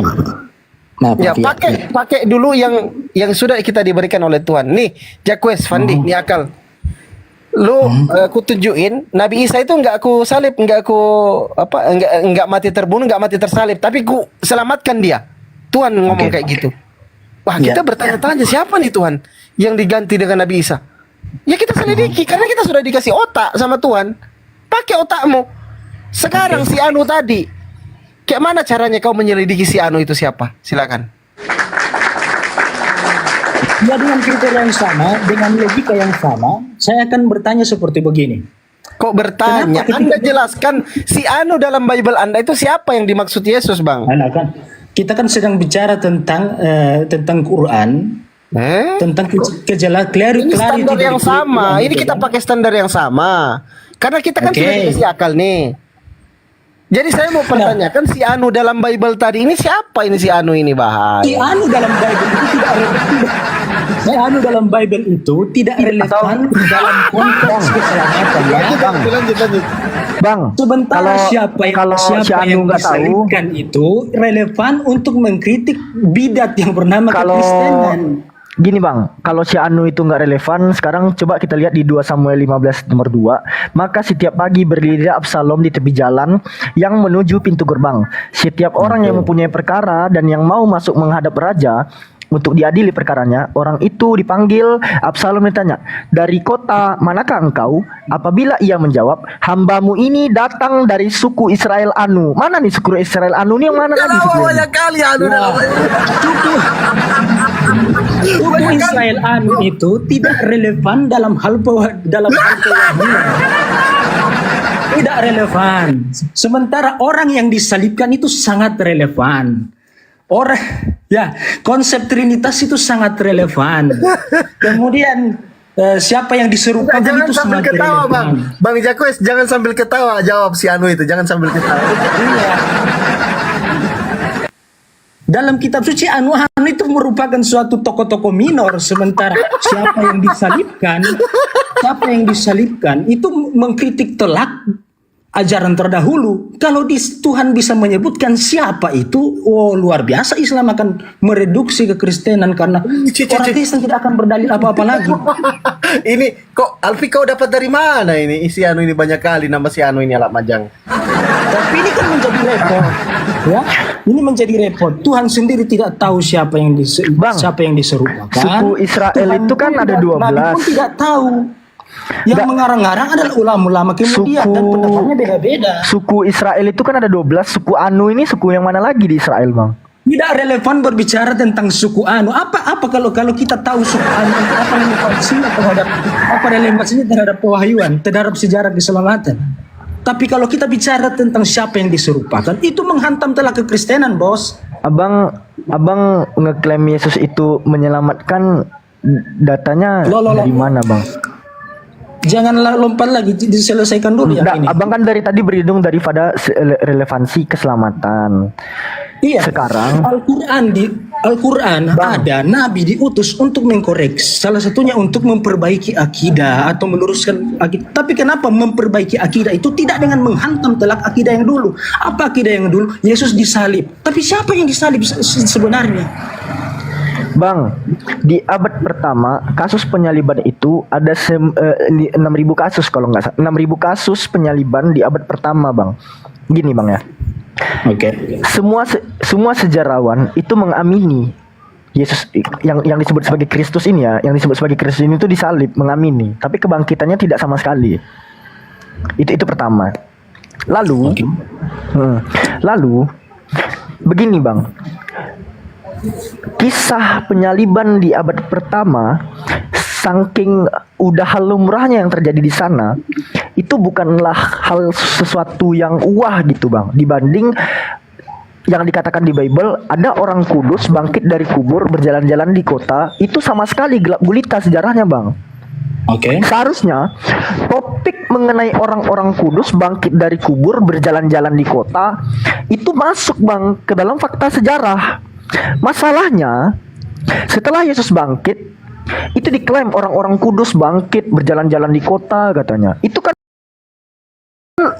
festival antisteria di zamannya Dewa Dionysius. Kamu masuk ke dalam Bible yang lain lagi nih. Maksudnya begini, Bang. Assalamualaikum warahmatullahi wabarakatuh.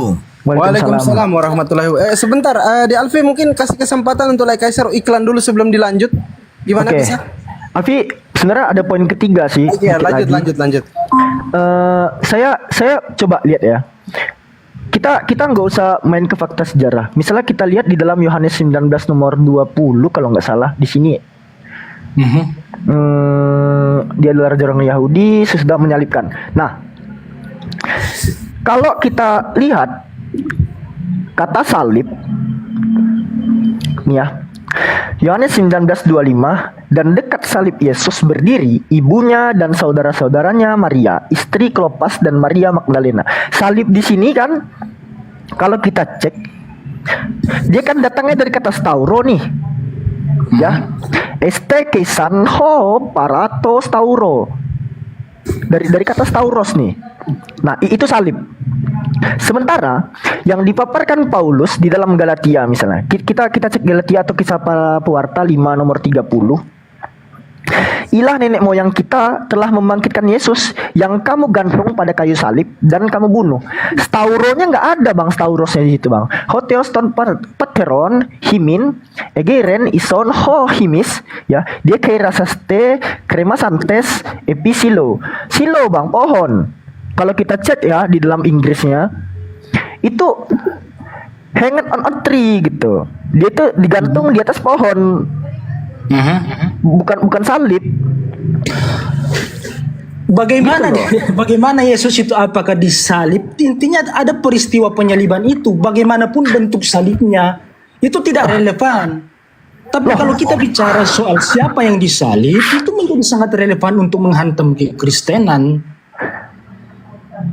Loh, buktinya Yahudi bilang Yesus dirajam. Topik-topik bahasan, bicara tentang cara penyaliban, bicara tentang terminologi yang tidak punya relevansi terhadap hal-hal yang begini saja bisa kalian bilang itu bukan hal yang krusial dan relevansi. Belum lagi saya menampilkan itu hal-hal yang sangat kecil. Sementara Islam datang untuk mengkoreksi kekristenan, Islam datang, Nabi diutus untuk mengkoreksi akidah yang lama, tetapi tidak bisa menghantam dengan telak konsep Trinitas itu apa, salahnya di mana, tidak bisa menghantam dengan telak siapa yang disalib, tidak bisa menghantam dengan telak siapa nama orang yang mengubah-ubah akidah. Sementara orang-orang yang tidak relevan seperti Abu Jahal disebutkan. Kalau memang tidak relevan, katakanlah seperti ini misalnya tentang Abu Jahal, orang-orang yang membenci Nabi, orang-orang yang melawan. Kenapa harus disebutkan Abu Jahal di situ? Ini kitab saya curigai ini merupakan wahyu dari Tuhan atau pesanan pembuatnya. Karena dia benci sebagai Abu Jahal, tuliskan namanya dalam kitab. Oke, kalau Anda bilang itu pesanan dari pembuatnya, kan di dalam ilmu hukum ada aktori incumbit onus probandi. Siapa yang berdalil, siapa yang menggugat, dia membuktikan. Silakan Anda buktikan. Setelah Bang Kaisar iklannya. Saya dalam rencana untuk membuktikan. Anda udah saya untuk ini. Enggak, Anda udah mengeluarkan tesis gugatan di situ. Setelah Bang Kaisar iklan, tolong Anda berikan data-datanya. Saya mengatakan apakah ini pertanyaan terbuka, retoris. Saya tidak menyatakan bahwa ini adalah kitab pesanan. Saya bilang, apakah ini dari Tuhan ataukah apakah ini adalah ekspresi keinginan dari yang membuatnya? Saya benci dengan si Abu Jahal ini. Bang Eko, sebentar abangku. Sebentar Bang Daya.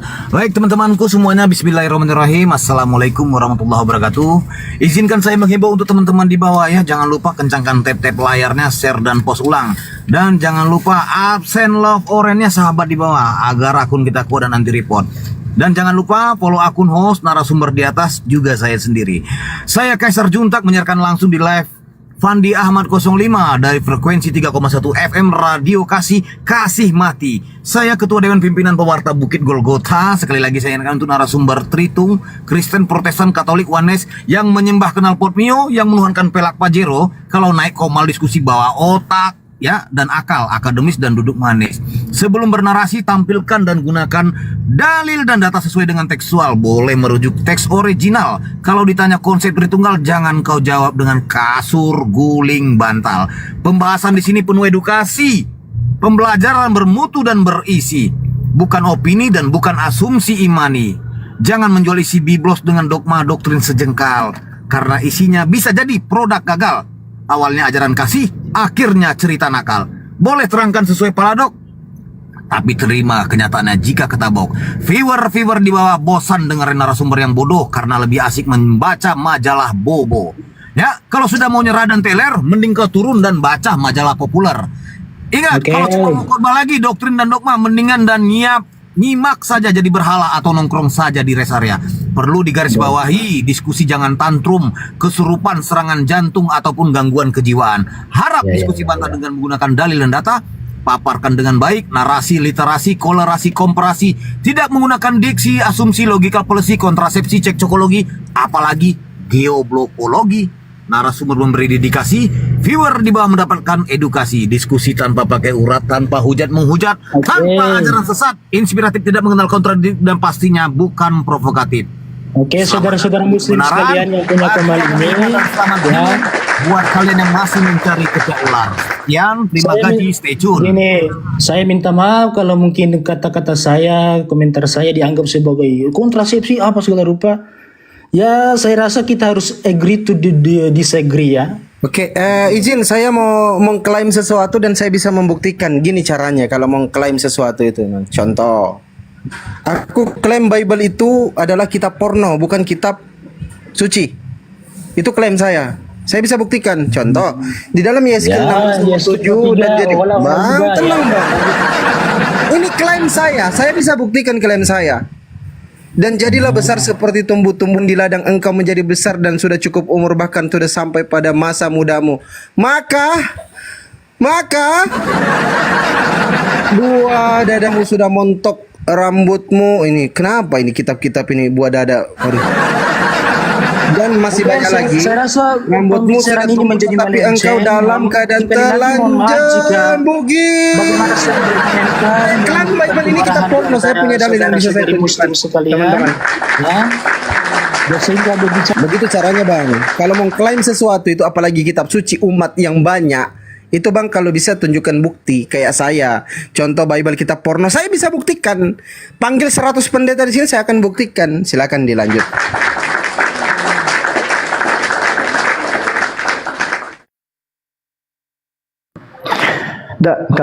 Kalau kalian memang pengen mengkritisi sejarah yang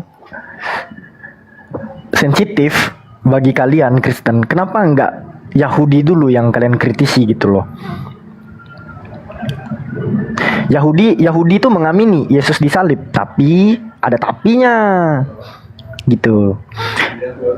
Ya, di Yahudi kematian yang kalian anggap Tuhan itu tuh berasal dari cara pembunuhan dengan cara rajam. Nih Sanhedrin 43a nomor 20 dikatakan, on Passover every day hung, pada malam Paskah mereka menggantung the corpse, mayat of Jesus dari Nazaret, mayat Yesus dari Nazaret. After they killed him, setelah mereka membunuh dia by way of stoning, dengan cara dilempari batu atau dirajam gitu. Kenapa enggak ini dulu yang kalian kritisi coba? Kalian udah sama-sama nih mengamini satu tokoh ini mati, tapi yang satu disalib, satu lagi dirajam. Gitu loh, Bang. Kalian udah anggap nih, oh Islam salah ya, ya udah salah aja gitu. Nah sekarang kalian sama-sama mengamini Yesus tuh mati. Kan jelas di surah An-Nisa itu dikatakan laqad kafarul ladzina qalu, apa dikatakan di sana, telah kafirlah orang yang mengatakan Isa putra Maryam itu salah satu dari yang ketiga. Lalu kalian katakan bahwasannya mereka itu membunuhnya dan menyalibkannya, padahal tidak, kata Quran. Celakalah mereka yang mengatakan bahwa kami telah membunuh Isa Al-Masih, padahal mereka tidak membunuhnya, tidak pula menyalibkannya. Nah, kalau kalian katakan Quran itu salah, telah gagal, ya udah, yang berhasil nih ya Sanhedrin 43 nomor 20 berhasil nih mengatakan Yesus mati, namun dengan cara dirajam. Kalau kalian mengamini Yesus mati dirajam, di gereja-gereja itu ganti logonya, jangan pakai lambang salib, tapi pakai lambang batu gitu. Jangan salib kalian letak di gereja, karena Yesus itu matinya dengan cara dirajam.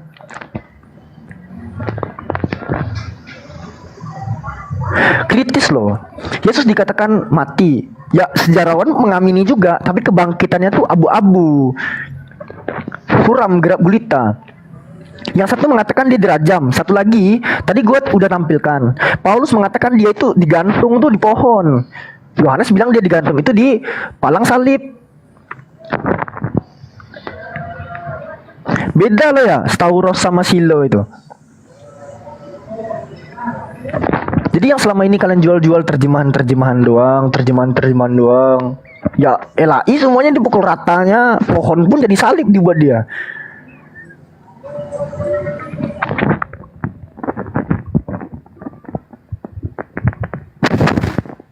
Majiku. Bang.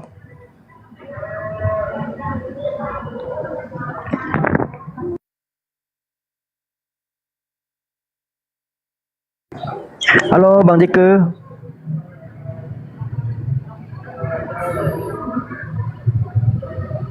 Bang. Oke, saya turun ya. Silakan di. Kenapa turun? Kenapa turun? Tunggu dulu. Karena Kan dari masih tiga, sehat. tiga, Saya sakit, tiga masih pembicara bisa di Islam atas. di sini, semuanya akan lari ke Sir Henry, lari ke Stauner, lari ke ini, tidak menjawab apa yang saya tanyakan. Anda bertanya apa? Coba Kau ulang. tidak dengar dari tadi? Sudah nyimak. Astagfirullahaladzim. Saya Sudah bertanya nyimak, dari tadi sudah dan kau jawab. Tapi kau membalas lupa saya dengan dengan aneka pertanyaanmu. puisi yang dan kau menjawab Mungkin dengan kau puisi lupa yang dengan jelek sekali. pertanyaanmu. Kau lupa dengan Pak pertanyaan Ceko saya? mungkin lupa dengan pertanyaanmu. Apa? Bang, udah mau buka puasa bang. Udah. Masa orang bertanya dijawab dengan puisi panjang lebar yang puisinya jelek lagi? Alamak, astagfirullahaladzim. Pertanyaanmu. Izin turun ya, mohon maaf kalau pertanyaan saya agak mengguncang kenyamanan intelektual kalian. Mohon maaf ya. Enggak merasa Kau terguncang. terguncang dengan jawaban Alfi tadi toh. Sama sekali Oleng tidak. kapalmu. Kau pasang saja sabuk pengaman, tarik rem tangan, turun akhirnya kan. Apa hubungannya kita bertanya dan tarik rem tangan? Kenapa kau Hubungannya jawaban sense yang tadi bullshit. tidak kau terima? Pertanyaan itu tidak bisa panjang, jawaban yang lebih panjang. Tapi kau lupa dengan pertanyaanmu. Kau lupa pertanyaanmu tadi.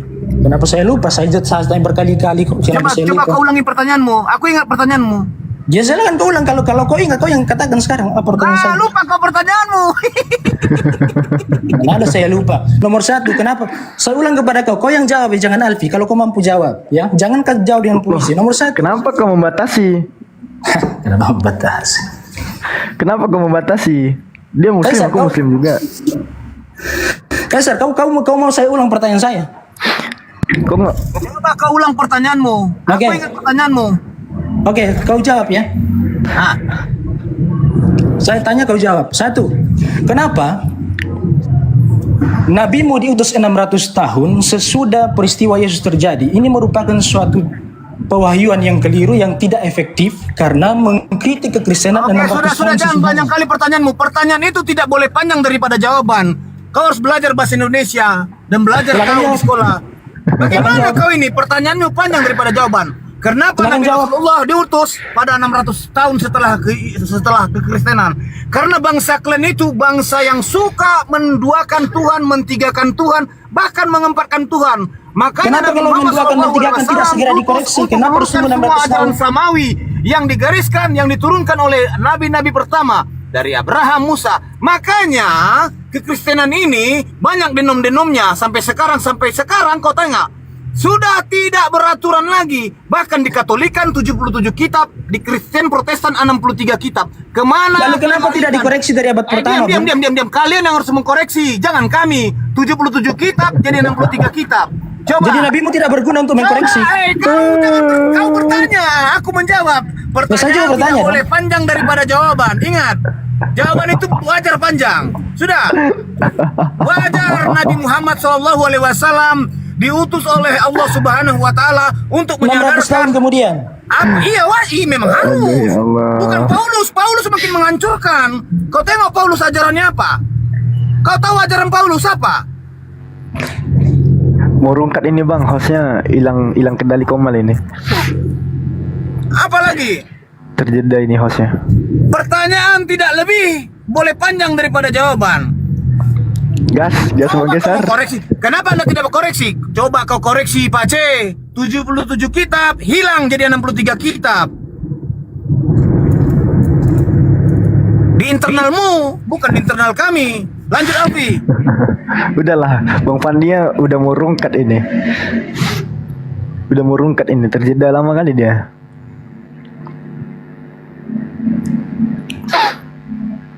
Aduh ya Allah.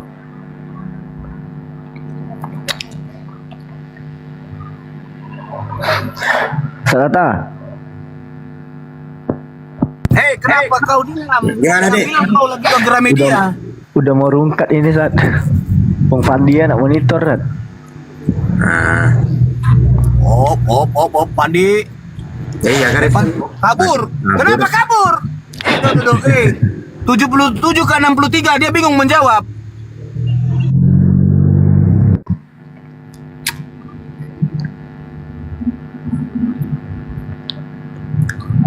Ya udah Sat, tutup aja Sat. Udah cukup lah kayaknya.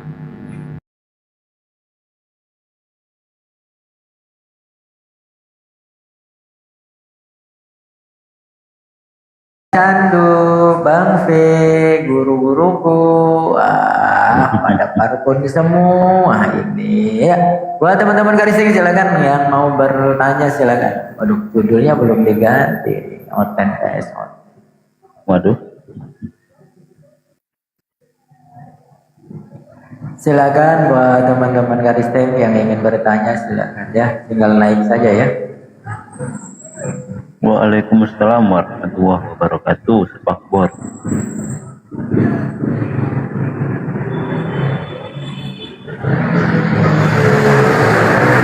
Jadi kebanyakan teman-teman Kristen ini ketika dikasih kesempatan bertanya, yang mereka sampaikan ini bukan pertanyaan Ustadz, tapi framing. Framing. Waalaikumsalam warahmatullahi wabarakatuh. Waalaikumsalam. Nama sepak bor dipakai. Kenapa nggak sekalian knalpot ke standar ke? Biar rame Pak Ustadz. Nanti kalau ada spakbor kan, spakbor itu kan menerima pasir, batu, air gitu. Mau saya blokir. Kan harus ada spakbornya. Ya jenenge spakbor kan untuk menahan air, batu, pasir gitu Pak Ustadz. Iki orang enek kabar iki Nugroho iki rada edan. Serius ning Palembang, Jambi. Nanti malam tak obok-obok nanti Ustadz. Ya? Nanti malam tak visi-visi. Ini akunku CCTV ini Bang Slo. Walah. Iya akunku, waduh, akunku yang ini juga ini akun CCTV juga, tapi ketombak yang besar akhirnya ya pakai aja, terpakai. Pakai seperti ini, alhamdulillah ini udah hampir 3 bulan lah, aman. Jadi notifnya matikan, terus apa namanya privasi, alhamdulillah aman. Kalau aku masih tak matikan tetap aja kena. Besok baru sembuh akunku yang sebelumnya. Ini tadi siang tadi Pak Ustadz ini kena tombak ini Pak Ustadz kira-kira. Iya. Iya kena. Jijik nasi ganas banget sih modelnya. Jam 11-an ya? Jam 11. Jam 11 Jumatan. Pas mau Jumatan mau buka lagi lah, mau tanggung mau Jumat.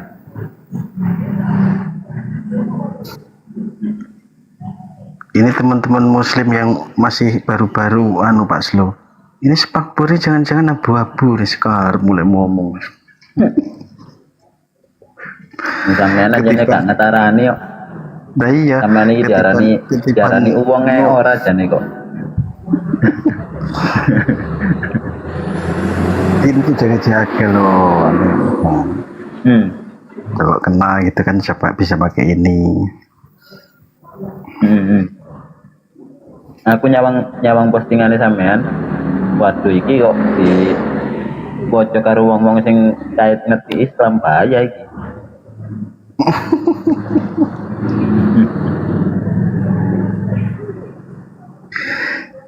Aku niki ngajar lesi karo Lubis Pak Lubis Harun Bang Harun. Ajar mencet. Oh, Pak Lubis. Rumi Tiara. Ampun deh, bahas surga deh.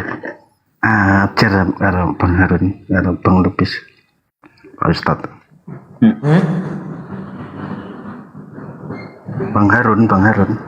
Wo ini Bu Maut pembantai Oten yang fiksiologi ya Ustaz di Komal Kak Tiara. Nah kalau pembahasan fiksiologi kan Ustaz Harun sama Bang Spaktor ini kan. Aku sering rono aku ki. Wah ulo-ulo aning kono ora tetes alhamdulillah kabeh do kena tombak aku ora aman. Kalau ada yang pembahasannya Mulanya tak kayak judul Spakbor kan menerima percikan air, batu kerikil, pasir-pasir. pokok sekalian pelek bintang bantu Lengkap penderita. lengkap.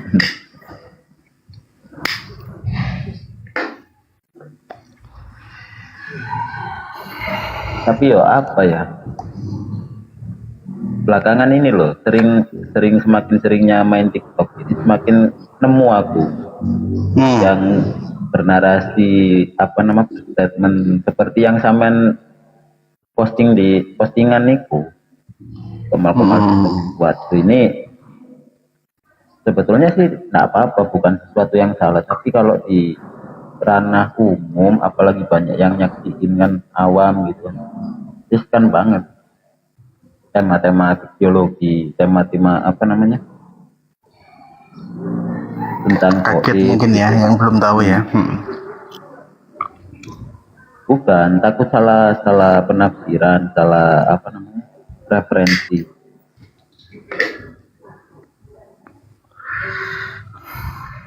Soalnya gak bersanad, fiksi ini kan cabangnya ini kan nggak bisa dibatasi kan. Benar.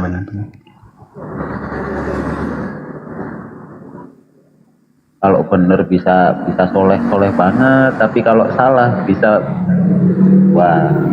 itulah pisau bermata dua. Izin Spakbor, saya mau follow akun Mas bisa. Waduh, akun privat itu Pak. Ya, aku dhisik sing follow. Ki kabeh tak follow iki Bang P. Aku wis mari nyaluk permintaan gak iso ya. Iki wis tak follow nih kabeh. Bang Candu kok diem bae Bang Candu. Bang Candu punya WA-nya enggak? Monitor Bang Candu. WA siapa? Siapa? Agung Nugroho. Oh pendeta. Pendeta iku. Pendeta yang punya iku Ustadz Ardi kayak. Aku ada, maksudnya kedekatannya Bang Candu gitu loh maksudnya. Ada aku. Kemarin tuh yang sempat aku minta tukeran nomor itu Ustadz Ardi. Tapi entah ya, kurang tahu juga aku. Emang kenapa dengan ibu pendeta Nugroho? Proyek cilik-cilian sepuluh ngerti berhasil tak pakai nih konco-konco ngono lho. Jadi kan dia bos. Bos tenan apa bosok? Bosok. Kalau enak info lobby iki kontraktoran PL ndak apa-apa. Halo. Jadi sampai nenek dana iki nenek kebun sawit akeh. Lah orang yang perkebunan aku kontraktoran. Aku kontraktoran bangunan. Proyek pembangunan tuh. Iya deh enak loh. Jadi Arab nggawe nggawe dalan deh. Dalan arah kebun. Aspal paving menak. Aspal iki waduh susah aku, Pak. Paling cor lah umumnya Bang. Waduh, cor iki angel cor iki. Minim, Pak. Dananya besar tapi cor kan enak alat berat itu kan ngukur atau mungkin operasionalnya Pak besar itu, marginnya tipis.